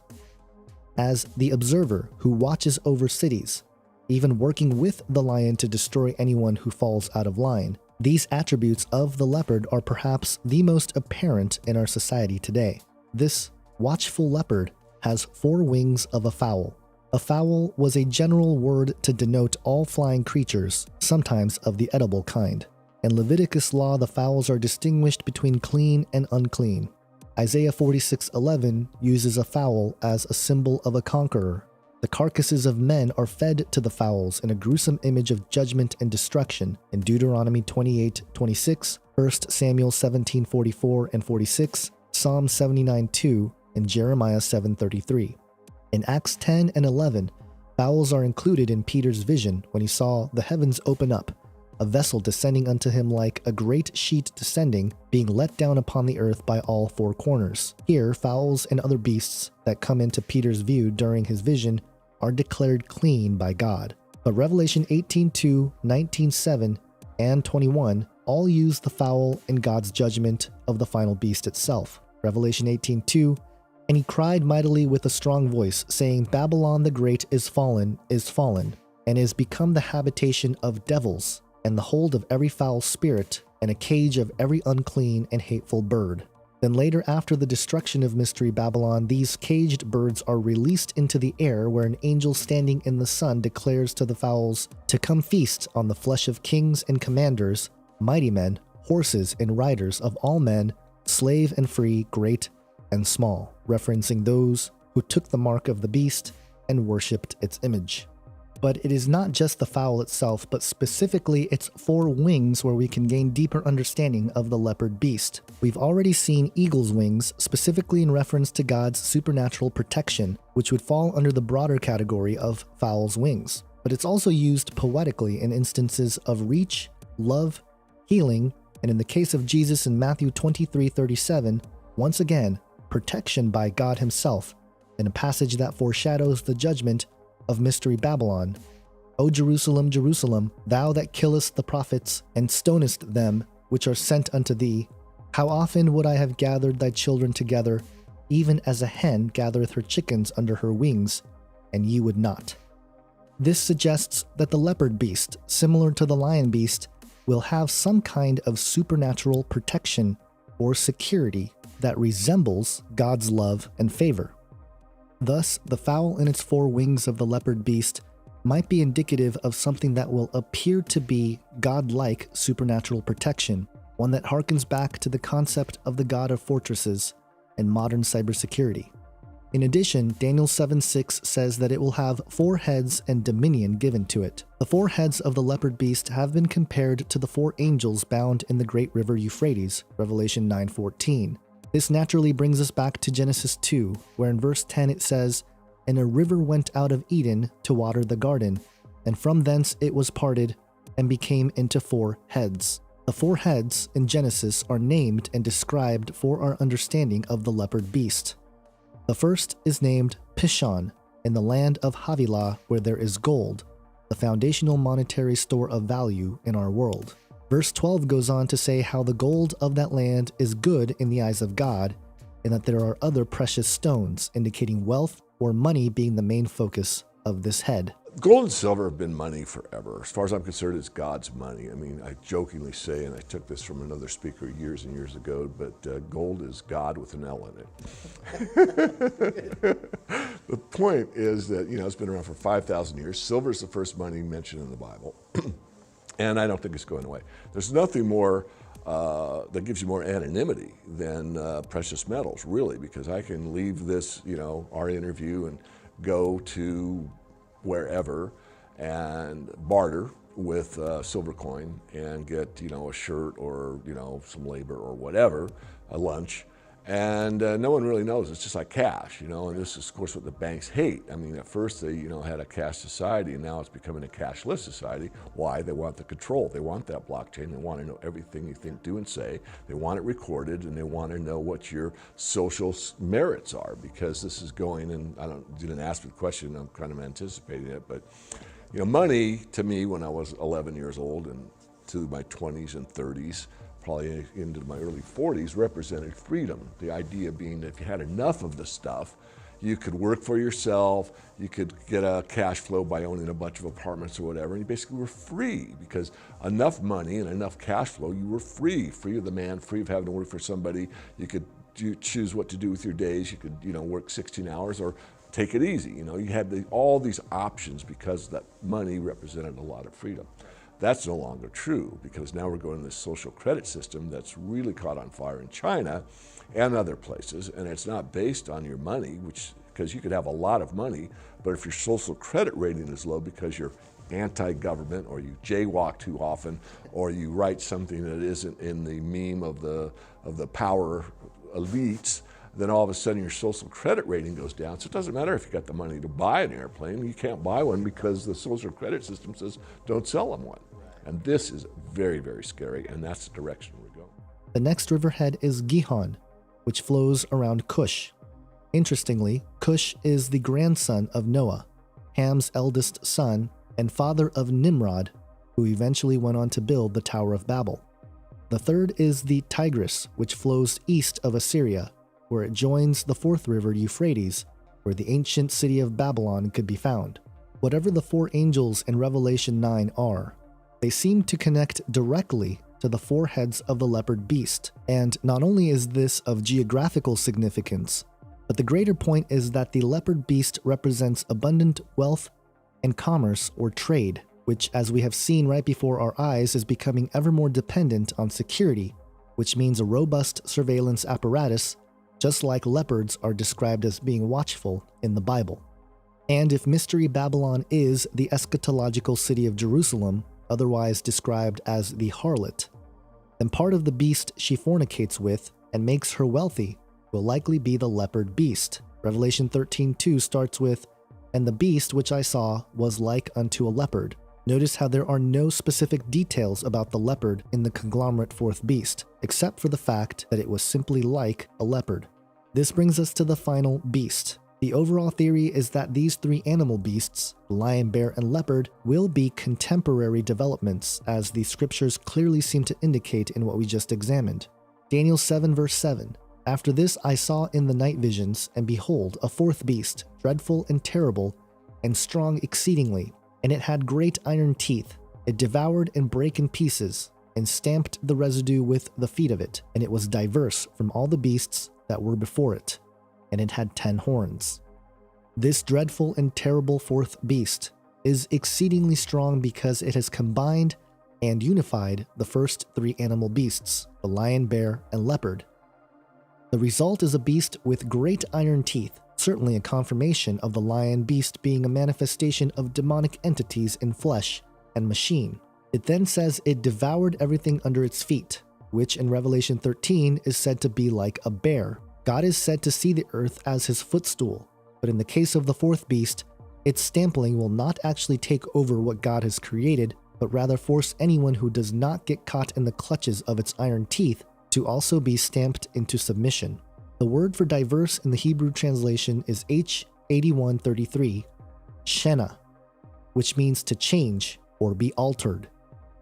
Again, it is simply astonishing to consider how the Word of God told us exactly how the world we live in might play out thousands of years ago. This altered beast that combines the power of the first three beasts is precisely the system that will eventually control the entire world. But as always, it's vital to keep in mind how God will use these scenarios for his ultimate fulfillment. As we read the interpretations of Daniel's vision in the latter half of Daniel 7, consider how the world around you and where it's all going may have been revealed to us in the Word of God. Then I would know the truth of the fourth beast, which was diverse from all the others, exceeding dreadful, whose teeth were of iron, and his nails of brass, which devoured, brake in pieces, and stamped the residue with his feet. And of the 10 horns that were in his head, and of the other which came up, and before whom 3 fell, even of that horn that had eyes, and a mouth that spake very great things, whose look was more stout than his fellows, I beheld, and the same horn made war with the saints, and prevailed against them, until the Ancient of Days came, and judgment was given to the saints of the Most High. And the time came that the saints possessed the kingdom. Thus he said, The fourth beast shall be the fourth kingdom upon earth, which shall be diverse from all kingdoms, and shall devour the whole earth, and shall tread it down, and break it in pieces. And the 10 horns out of this kingdom are 10 kings that shall arise, and another shall rise after them. And he shall be diverse from the first, and he shall subdue 3 kings. And he shall speak great words against the Most High, and shall wear out the saints of the Most High, and think to change times and laws. And they shall be given into his hand until the time and times and the dividing of time. But the judgment shall sit, and they shall take away his dominion to consume, and to destroy it unto the end. And the kingdom and dominion, and the greatness of the kingdom under the whole heaven, shall be given to the people of the saints of the Most High, whose kingdom is an everlasting kingdom, and all dominions shall serve and obey him. Hitherto is the end of the matter. As for me, Daniel, my cogitations much troubled me, and my countenance changed in me. But I kept the matter in my heart.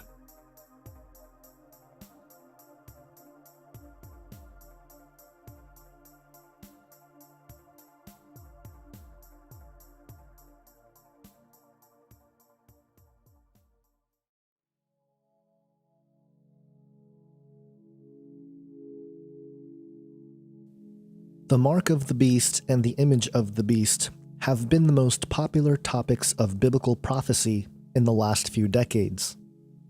As the monetary system made massive changes in the 20th century, many modern Bereans recognized its eschatological significance. But before we dive in, it's important to establish what the Bible says about money. The Bible doesn't really define the function of money, but it does describe in great detail the effects of money. Money has taken hundreds of forms over thousands of years, and money's been iron bars, silver, gold, and copper nuggets, dust bars and coins. It's been seashells, it's been salt, it's been fancy pieces of paper, and it's been electrons accessible with cryptographic security. So the Bible, like I said, doesn't really define what money is, but it does get into great detail as to the effects of money or what money does. We know that it's not money itself, but the love of money, which can bring all kinds of evil. In the year 1900, the Gold Standard Act established gold as the only standard for redeeming paper money. In 1944, the Bretton Woods Agreement established the International Monetary Fund, the IMF, to monitor exchange rates and lend to nations. This also made the US dollar as the only fiat convertible to gold. The system officially collapsed on August 15, 1971, when President Nixon ended the gold standard for good. Accordingly, I have directed the Secretary of the Treasury to take the action necessary to defend the dollar against the speculators. I have directed Secretary Connally to suspend temporarily the convertibility of the dollar into gold or other reserve assets, except in amounts and conditions determined to be in the interest of monetary stability and in the best interest of the United States. Now, what does this action, which is very technical, what does it mean for you?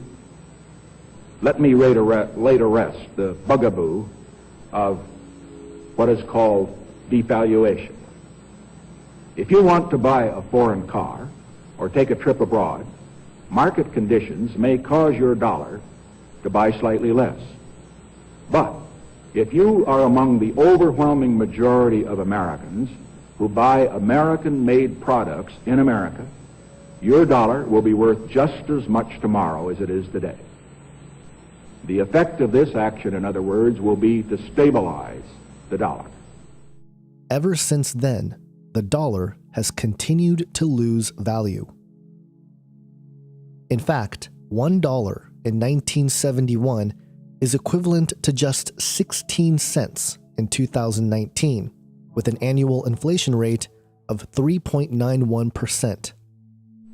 In full cooperation with the International Monetary Fund and those who trade with us, we will press for the necessary reforms to set up an urgently needed new international monetary system. Stability and equal treatment is in everybody's best interest.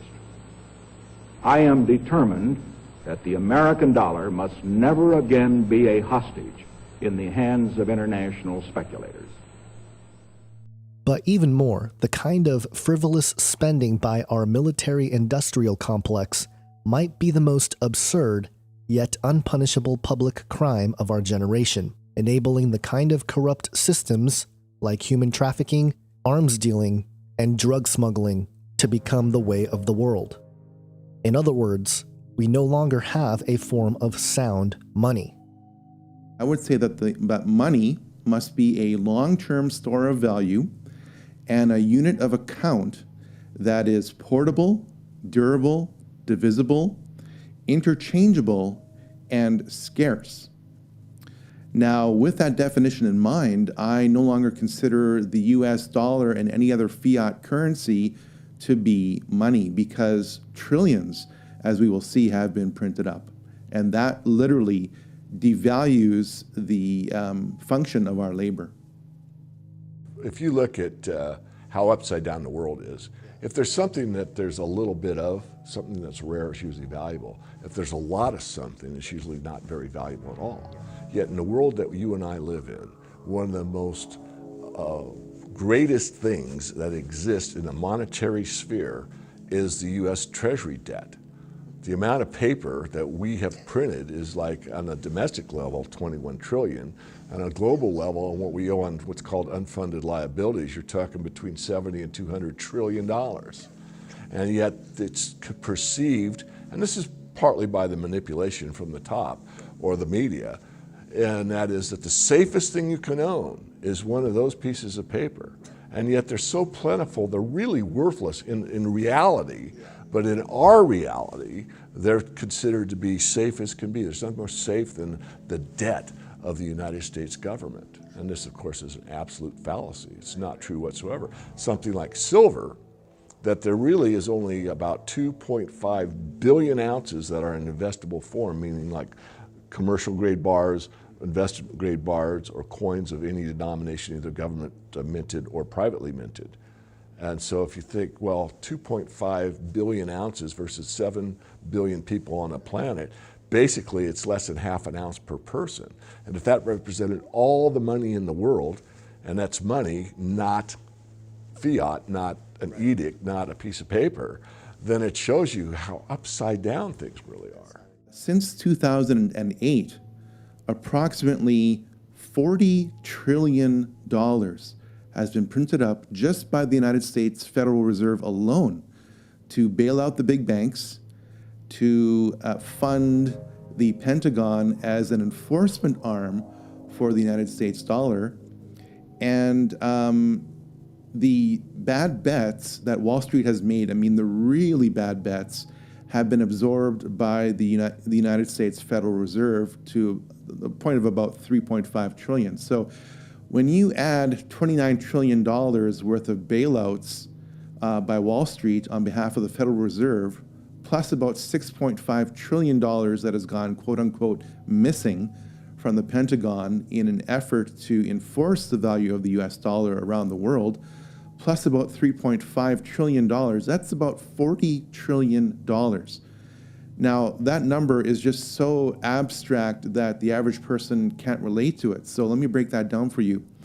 When you take $40 trillion and you divide it by the number of households in America, that works out to about $315,000 per household, which is nuts. That is more than enough to pay off all, I repeat, all residential mortgages in the United States. So back to your question about gold.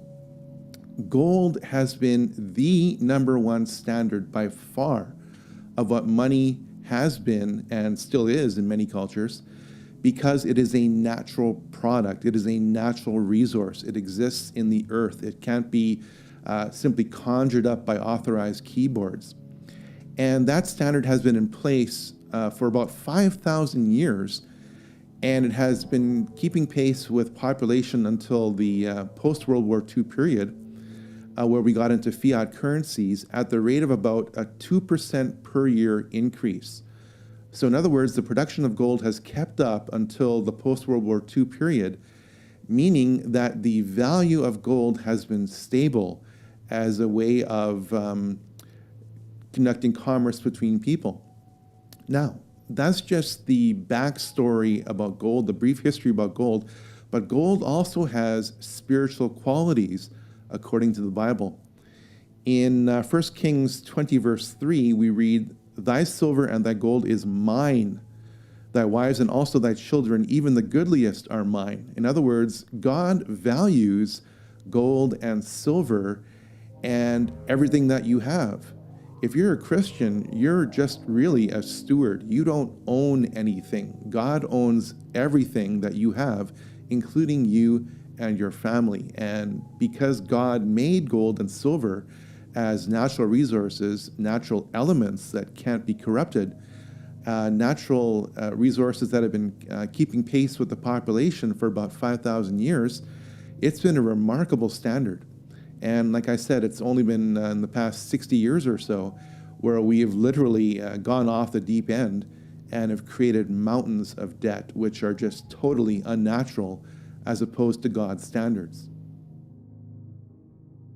The reshuffling of the financial infrastructure after World War II also allowed for a system of hidden finance to develop right under our noses. The term breakaway civilization was coined by leading UFO researcher and author Richard Dolan to describe an elite class of humans who would have access to this hidden economy in order to conduct experiments in pursuit of their so-called ascension. We're corrupt from the top down. We're run by a bunch of gangsters, a bunch of criminals. That's the way I see it, and I think it can be proven that most at the top are sociopaths, psychopaths, or both. So we're in a system that's corrupt, and it's corrupted everything. It's corrupted the air we breathe, the water we drink, the food we eat, the educational system, the political system, the monetary system, and actually the social interaction system. I mean, this is one of my pet peeves, having two millennials, two daughters, a 25, well, soon to be 25, and a 24-year-old, and they are a good example of being locked down into this paradigm that's in this little machine that is, you know, what is it, 4.5 inches by 2.5 inches by, 3/4 of an inch wide, and they're locked into this idea that the smartphone is somehow helping them when actually it's sucking the life force right out of them. I mean, this is probably one of my biggest concerns, is where technology is taking society at large. It is commonly believed that these individuals and families reside amidst international bankers and religious institutions like the Vatican. But the unseen bodies who are behind the advancement and emergence of the cyber hive Earth economy are perhaps far more ancient in origin. Matthew 6:24, "No one can serve two masters, for either he will hate the one and love the other, or else he will hold to the one and despise the other. Ye cannot serve God and mammon." Now, it's very interesting that the Hebrew word for money is mammon. And that word has been characterized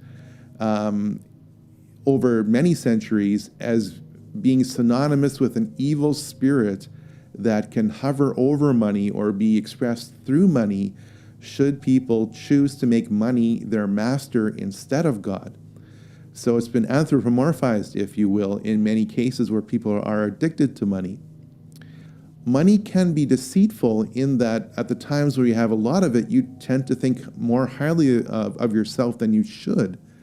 So money is kind of a double-edged sword. We need it, obviously, to put food on the table, but we can lust after it and make it our God. And spiritually speaking, the Bible clearly warns in hundreds of verses that there is a spiritual effect behind money if we choose to become addicted to it.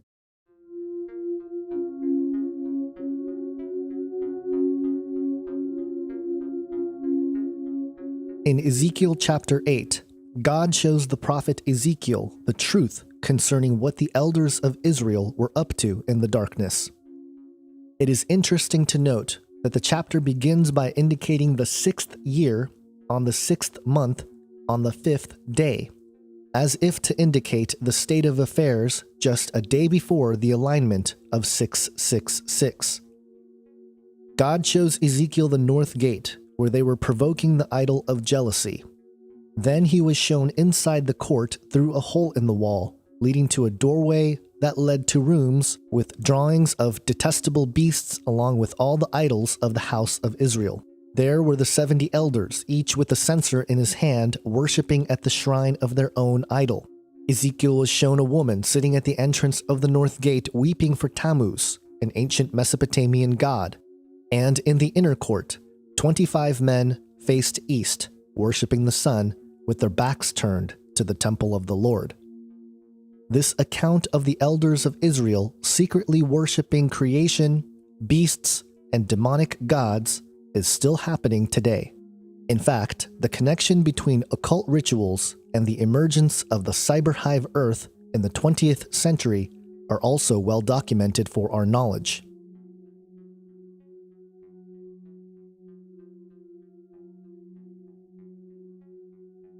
Religion is merging, the one worldism and the religion is merging together. And at the same time, this technocratic meme around the world is everywhere now. We've got to take care of Mother Earth. It's just like what the Bible says, they will worship the creation instead of the creator. So, you know, people say stuff, and I look at it anymore, I say, well, that's part of the whole deception. I don't care what the specific words are, but it's just so part of the deception, because if you don't believe in the historic truth that the Bible lays out, you can believe anything, absolutely anything. You can say anything, almost do anything, think anything. And science is becoming a religious experiment. In an invitation-only meeting in 1942, Frank Fremont Smith, the executive of the Josiah Macy Jr. Foundation, who for the span of 20 years organized many events including the Macy Cybernetics Conferences, sponsored the Cerebral Inhibition Meeting. His mission was to investigate the, quote, physiological mechanisms underlying the phenomena of conditioned reflexes and hypnosis as related to the problem of cerebral inhibition. Attendees included Gary Bateson, an anthropologist and cyberneticist who is famously known for his theory of the double bind, a communication paradox that is found in schizophrenics.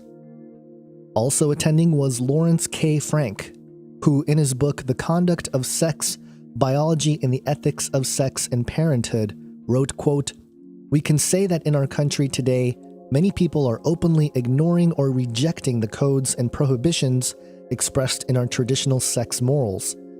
This brings home the realization that we have no adequate sex ethics. A humanly desirable social order can be attained only as we recognize our enduring goals and strive to make them operational in terms of contemporary needs and opportunities. Ethical conduct, therefore, may be looked upon as a circular, reciprocal relationship, and, as such, should be the guide to all fulfilling human relationships.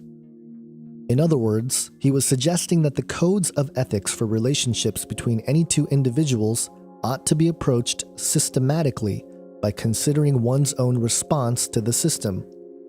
But the problem with this approach is that humans are not perfect as we can perceive perfection. This is precisely the sin virus in action, confusing the infrastructure that belongs to God and making us think we ought to be at the center of the equation. The next at the meeting was Margaret Mead, a staple in modern anthropology, whose controversial work advocating adolescent promiscuity in South Pacific and Southeastern Asian traditions is another example of breaking down the ethics of family by way of lust. Also invited was Warren Sturgis McCulloch, whose 1943 paper titled A Logical Calculus of Ideas Immanent in Nervous Activity became widely credited with being a seminal contribution to neural network theory, the theory of automata, the theory of computation, and cybernetics. Then there is Arturo Rosenbluth, a Mexican researcher, physician, and one of the pioneers of cybernetics, who would go on to receive grants from the Rockefeller Foundation, both between 1947 and 49, and again in 1951 to 52. And finally, Lawrence Kuby, a psychoanalyst from New York, who proposed the theory of closed reverberating circuits to explain neurosis, a disorder that is now known as OCD, anxiety, hysteria, and other various phobias. It is interesting to note that all of the worldviews presented by these individuals have been externalized into society to the point of redefining the nature of human relationship and intimacy in our generation. And again, this unique collection of people had two topics at the cerebral inhibition meeting: hypnotism and conditioned reflex, or classical conditioning, a learned procedure made famous by the Pavlov's dog experiment. A picture presented by the art of Suzanne Treister, called Hexen 2.0, shows a cybernetic seance in New York 1947. Included in the picture is Mead, McCulloch, Rosenbluth, Bateson, Lawrence K. Frank, Frank Fremont Smith, and many others, including Norbert Weiner, the man deemed the father of cybernetics. So what sort of conjuring might have taken place at this seance? And to what end did they envision as the fulfillment of their plan? Norbert Weiner, in Cybernetics or Control and Communication in the Animal and the Machine, stated, quote, "Let us remember that the automatic machine is the precise economic equivalent of slave labor. Any labor which competes with slave labor must accept the economic consequences of slave labor." In other words, what they may have wanted is an automated economy with enslaved men and machines. To better understand what this is, we can turn to the scriptures.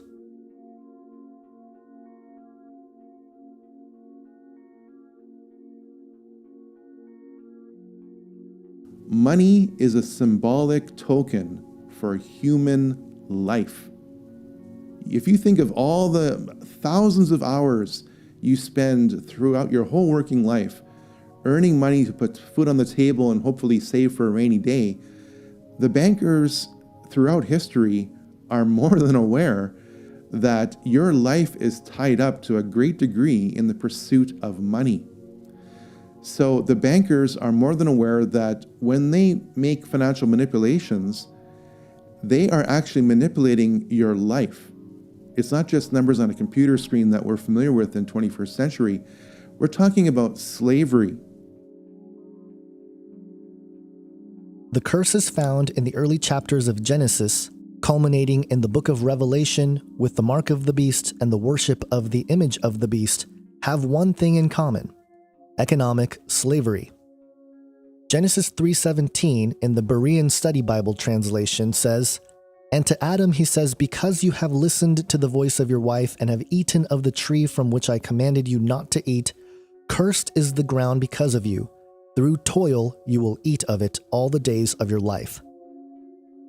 Merriam-Webster defines slavery as drudgery or toil.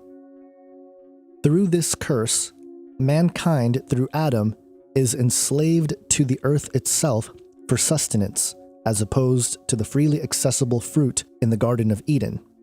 The evolution of civilizations in our fallen world have been determined by their ability to more efficiently minimize the toil and maximize the output of goods and services for the sustenance of a given population.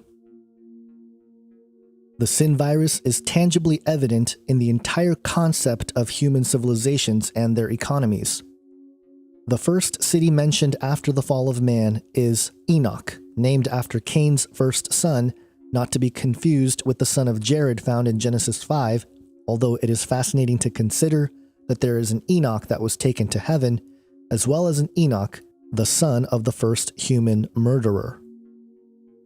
Genesis 4 verses 17 through 26 zooms in on the lineage of Cain and what the Bible tells us about his family business.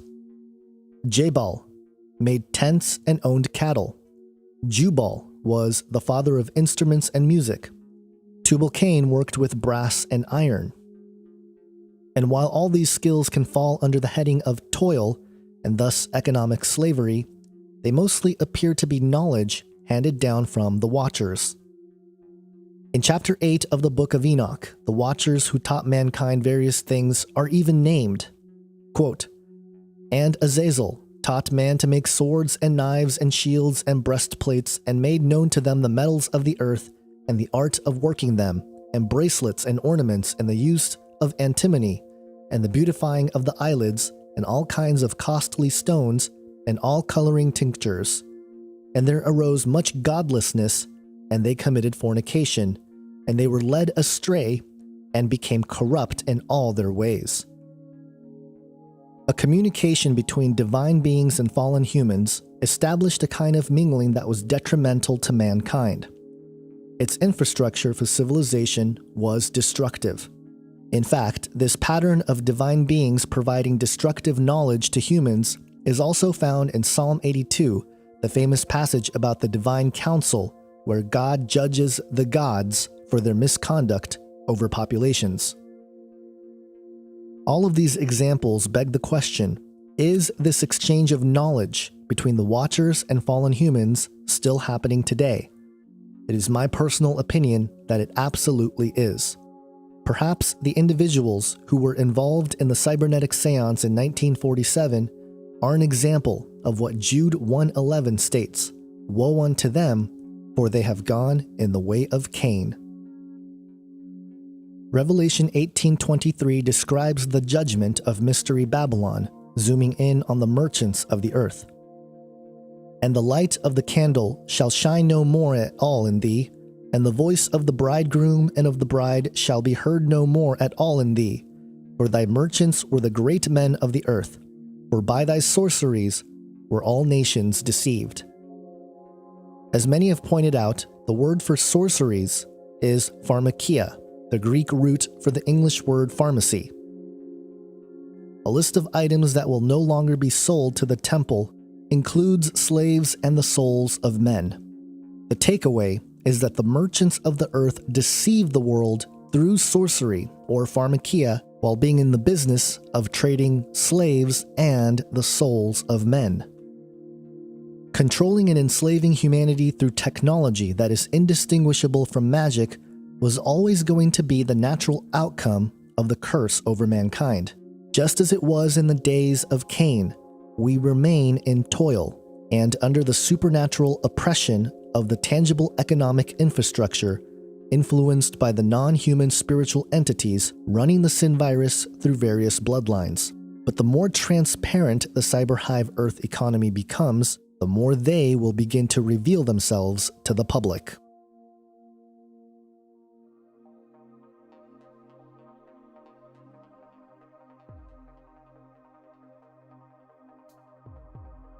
The blockchain looks like it's a truth machine. Right. I mean, if I do a transaction with you and it's there on that ledger forever, right, it's hard for me to say, well, no, I didn't. No, it's that date, that time. And that. Yeah. So I think from that aspect, I think it's very powerful. My problem with all this stuff is that man is corrupt or can be corrupted. And is there a way to fiddle with it or not? I'm not techie enough to know. What I do know is the concept or the principle of it I like. And I think it will be adopted more and more as we're seeing as we speak. I mean, there's all kinds of things coming on the blockchain. There's not only, agricultural products and, cryptocurrencies, but there's just ways of keeping track of payrolls and everything else. So I like it. I like the idea that you have a truth machine that cannot be meddled with, and I put meddled with in quotes because maybe it can be. Again, I do worry about the security. If you look at the top dogs in the data technology world, almost all of them, to a man and woman, will tell you that they are concerned about security. So what is the blockchain?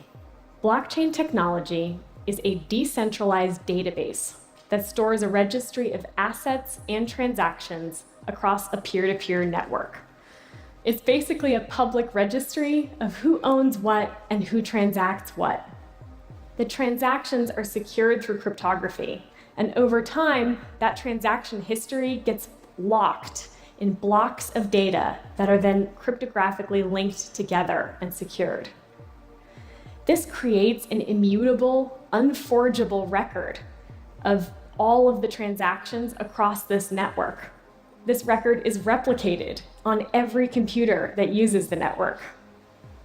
There are, of course, other technical details to the blockchain, but At its core, that's how it works. It's this public registry that stores transactions in a network and is replicated so that it's very secure and hard to tamper with. Which brings me to my point of how blockchains lower uncertainty and how they therefore promise to transform our economic systems in radical ways. So uncertainty is kind of a big term in economics, but I want to go through 3 forms of it that we face in almost all of our everyday transactions, where blockchains can play a role.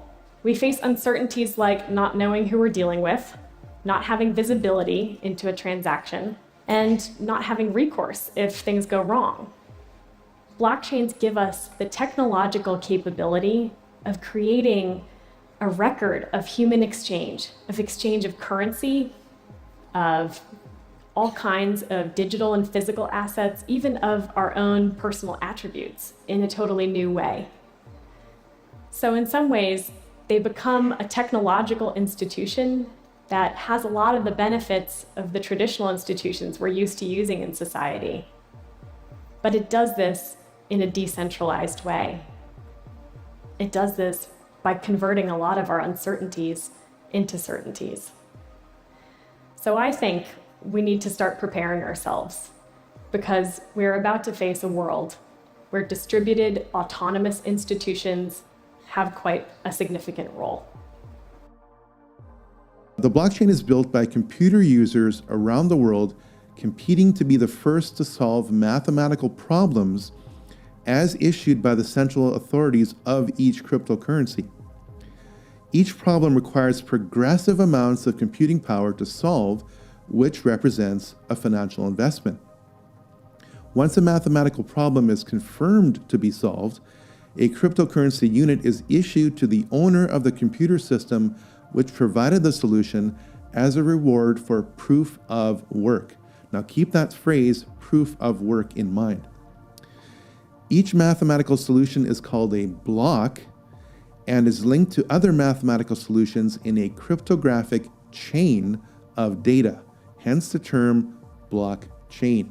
Now, how does this all fit into a Bible prophecy? Well, like I said before, trust of governments and trusts in the world financial systems is at an all-time low. And when you think about more Bible prophecy, that stands to reason, because the Bible says towards the end of the age, there will be an increase in laws and in lawlessness. So you can't necessarily trust your financial institution anymore. You can't necessarily trust your government anymore, no matter who's in office. So the whole blockchain system of distributed ledger technology should, and I said should, offer us a solution to avoid trust issues. The problem is that the Bible is very clear, especially in the book of Revelation, that there will be some kind of technology, some kind of mark where everyone cannot buy and sell without having access to that mark. And when you think of certain tech lords in Silicon Valley developing technologies like graphene, it certainly stands to reason that the mark, no matter what form it takes eventually, is literally an authentication system, a way for the system to prove who you are so you can get access to that system. It was inconceivable 50 years ago, even 20 years ago, that we would have a computer network system that would control the economies of the entire world. But that day is no longer on the horizon, it's already here. And when you combine quantum computing with artificial intelligence, with the blockchain, and a whole host of other technologies like programmable matter, where you can literally print up the object that you were shopping for online in your own home, then the entire economy that we know of is turned upside down. But that is the point where we are at right now. So it's daunting on one hand and it's exciting on the other, because I have every reason to believe that when you consider about 6,000 years of recorded history, that we have every reason to believe that we are in the final 1% of human history.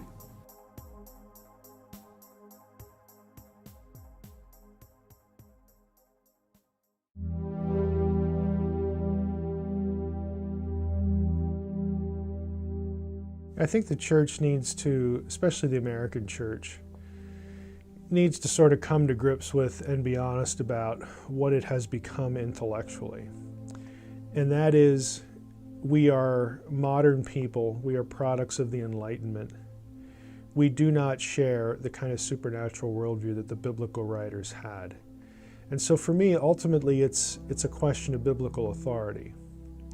Are you going to bend your belief system to Scripture, or are you going to try to bend it to your will? And a lot of Christians are uncomfortable with that, for a number of different reasons, but I think we need to really come to grips with our own inconsistency. I think a word like hypocrisy is probably harsh, but in some cases, if the shoe fits, then we need to wear it, because we embrace ideas like a virgin birth, like a Trinity, like a hypostatic union. Jesus is has these two natures. He's 100% God, 100% man. Neither one is diminished, but it's one person. I mean, there's nothing normal about this. There's nothing normative in the human world about this. This is, by nature, by definition, supernatural territory. And yet somehow we can embrace that, but we don't embrace other things that are in the same Bible. And it becomes self-serving. I'll take this, but I won't take that, because I don't really want to go there intellectually, but for some reason we'll go here. Again, I think we really need to re-examine that, because if we don't do that, we sort of lose a sense of not only just sort of the supernatural activity in Scripture, but the nearness, of what God is trying to do through His supernatural agents, through us. Again, in this sort of blended family idea, we miss sort of the overarching narrative.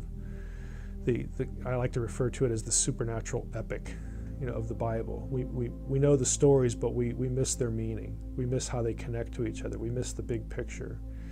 And some Christians don't care. They don't want to know their Bible, which again I think is a travesty. I don't know how that you can. A lot of Christians want the feeling of knowing God without the discipline, intellectually, of the Word of God, and that is just a tragic inconsistency. So I think we need sort of a wake-up call there, and we need to sort of be shown for who we've become as the church. We are often more skeptical and more rationalistic than people we would sort of poke fun at, like the New Agers. Yeah, they're an easy target, but they're actually more predisposed to belief in the supernatural than we are, and we of all people should be the ones predisposed to that because of what Scripture says. So I think we really have a lot of self-examination to do. What we can anticipate moving forward has been communicated through the Word of God for anyone who has an ear to hear and has understanding. The symptoms of the sin virus will at some point become so awful that it will require the removal of the church, who will be a part of the first resurrection. The remainder of creation will be burned up in judgment. In Luke 12, verse 49, Jesus yearns for the day of the Lord. I am come to send fire on earth, and what will I if it be already kindled? Malachi 4:1 says, For behold, the day cometh that shall burn as an oven, and all the proud, yea, and all that do wickedly, shall be stubble. And the day that cometh shall burn them up, saith the Lord of hosts, and that it shall leave them neither root nor branch. This future time will also include the burning up of the false prophet, the beast, and their armies, who are thrown alive into the fiery lake of burning sulfur, Revelation 19:20. Then in Revelation 20, verse 10, it says, And the devil who had deceived them was thrown into the lake of fire and sulfur, into which the beast and the false prophet had already been thrown. There they will be tormented day and night forever and ever. The mention of sulfur is interesting because in the world of paranormal research, the smell of sulfur is often associated with haunted locations and entities. But amidst the explosion of evil in our world, God always protects a remnant. Isaiah 10 verses 20 through 23. On that day, the remnant of Israel and the survivors of the house of Jacob will no longer depend on him who struck them, but they will truly rely on the Lord, the Holy One of Israel. A remnant will return, a remnant of Jacob, to the Almighty God. And as occult worship becomes more and more public, passages like Romans 11, 4 through 5 rings more true. Quote, I had reserved to myself 7,000 men who have not bowed the knee to the image of Baal. Even so, then at this present time, also there is a remnant according to the election of grace. Micah 5 verse 6 says, And the remnant of Jacob shall be in the midst of many, as a dew from the Lord, as the showers upon the grass, that tarrieth not for man, nor waiteth for the sons of men. The remnant church will not be determined by denominations, dogma, race, or any other fallen attribute. It will simply be those who stand in the name of Jesus Christ in open opposition to the emerging cyber hive earth. A couple of examples or foreshadowing of the remnant church are found in Revelation chapter 2 and 3. Chapter 2, with the mention of the church of Smyrna, where God outlines a violent confrontation that requires faith even unto death. And in Revelation 3, the church of Philadelphia, whose obedience to the word of God keeps them protected from the hour of temptation, which will fall upon the whole world. I know thy works, behold, I have set before thee an open door, and no man can shut it. For thou hast a little strength, and hast kept my word, and hast not denied my name. Behold, I will make them the synagogue of Satan, which say they are Jews and are not, but do lie. Behold, I will make them to come and worship before thy feet, and to know that I have loved thee. Because thou hast kept the word of my patience, I will also keep thee from the hour of temptation, which shall come upon the whole world, to try them that dwell upon the earth. Behold, I come quickly. Hold that fast which thou hast, that no man take thy crown. Him that overcometh will I make a pillar in the temple of my God, and he shall go out no more, and I will write upon him the name of my God, and the name of the city of my God, which is New Jerusalem, which cometh down out of heaven from my God, and I will write upon him my new name. He that hath an ear, let him hear what the Spirit saith unto the churches. Notice the promise of being joined to the city of our God, the New Jerusalem, a time and place where the intended infrastructure of God's creation is reattained. The cyber hive earth is an inevitability, but our mission here is to love God and love our neighbor, which involves the spreading of the gospel message of Jesus Christ. As the beast emerges, the transparency of our souls will also make it very obvious where our loyalties will lie. With God, declaring His truth that sets us free from the sin virus and on the path to the restoration protocol, or with the beast, whose ancient lie will fully come to bloom in the age of deceit.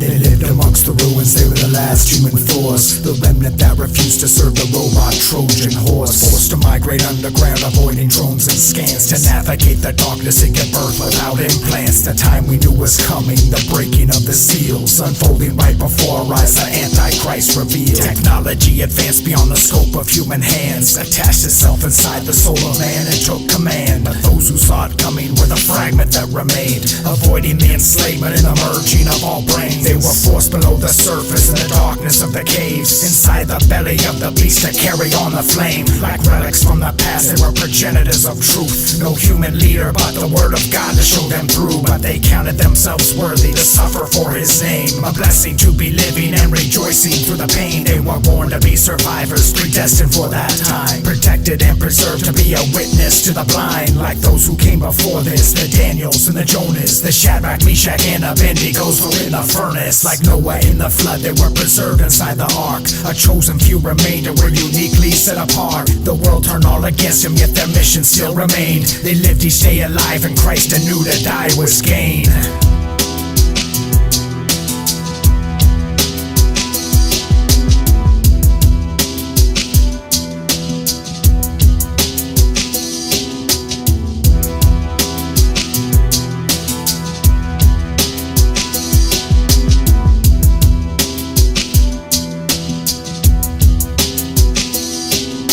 It's all a distant memory before the singularity. Long before technology invaded our biology. Like history repeating, it was written to unfold. These mysteries all leading to the oldest story told. They built upon the tower until Babylon gave birth, attempting to be gods by making flesh and iron merge. Although we saw it coming, we didn't know it was so near. Some tried to look away, to ignore their deepest fears. But with each passing moment, it enveloped every mind. Through comfort and convenience and expanding human lives. Expanding information too explosive to contain, beyond the scope and understanding of our tiny brains. It soon became the norm to transform the human form. The brewing of a coming storm we've never seen before. The day we started customizing children by design and modifying DNA to make ourselves divine. First the powerful elitists all begin to get implants. The rich and famous followed suit to be the most advanced. They thought themselves enlightened, so much wiser and evolved. Most didn't know the root of all this evil was involved. Uploaded all their minds inside an AI quantum hive, made in the image of a man. The beast now come alive. They relinquished all control and put their trust in the machine, and extinguished any chance that souls could ever be redeemed.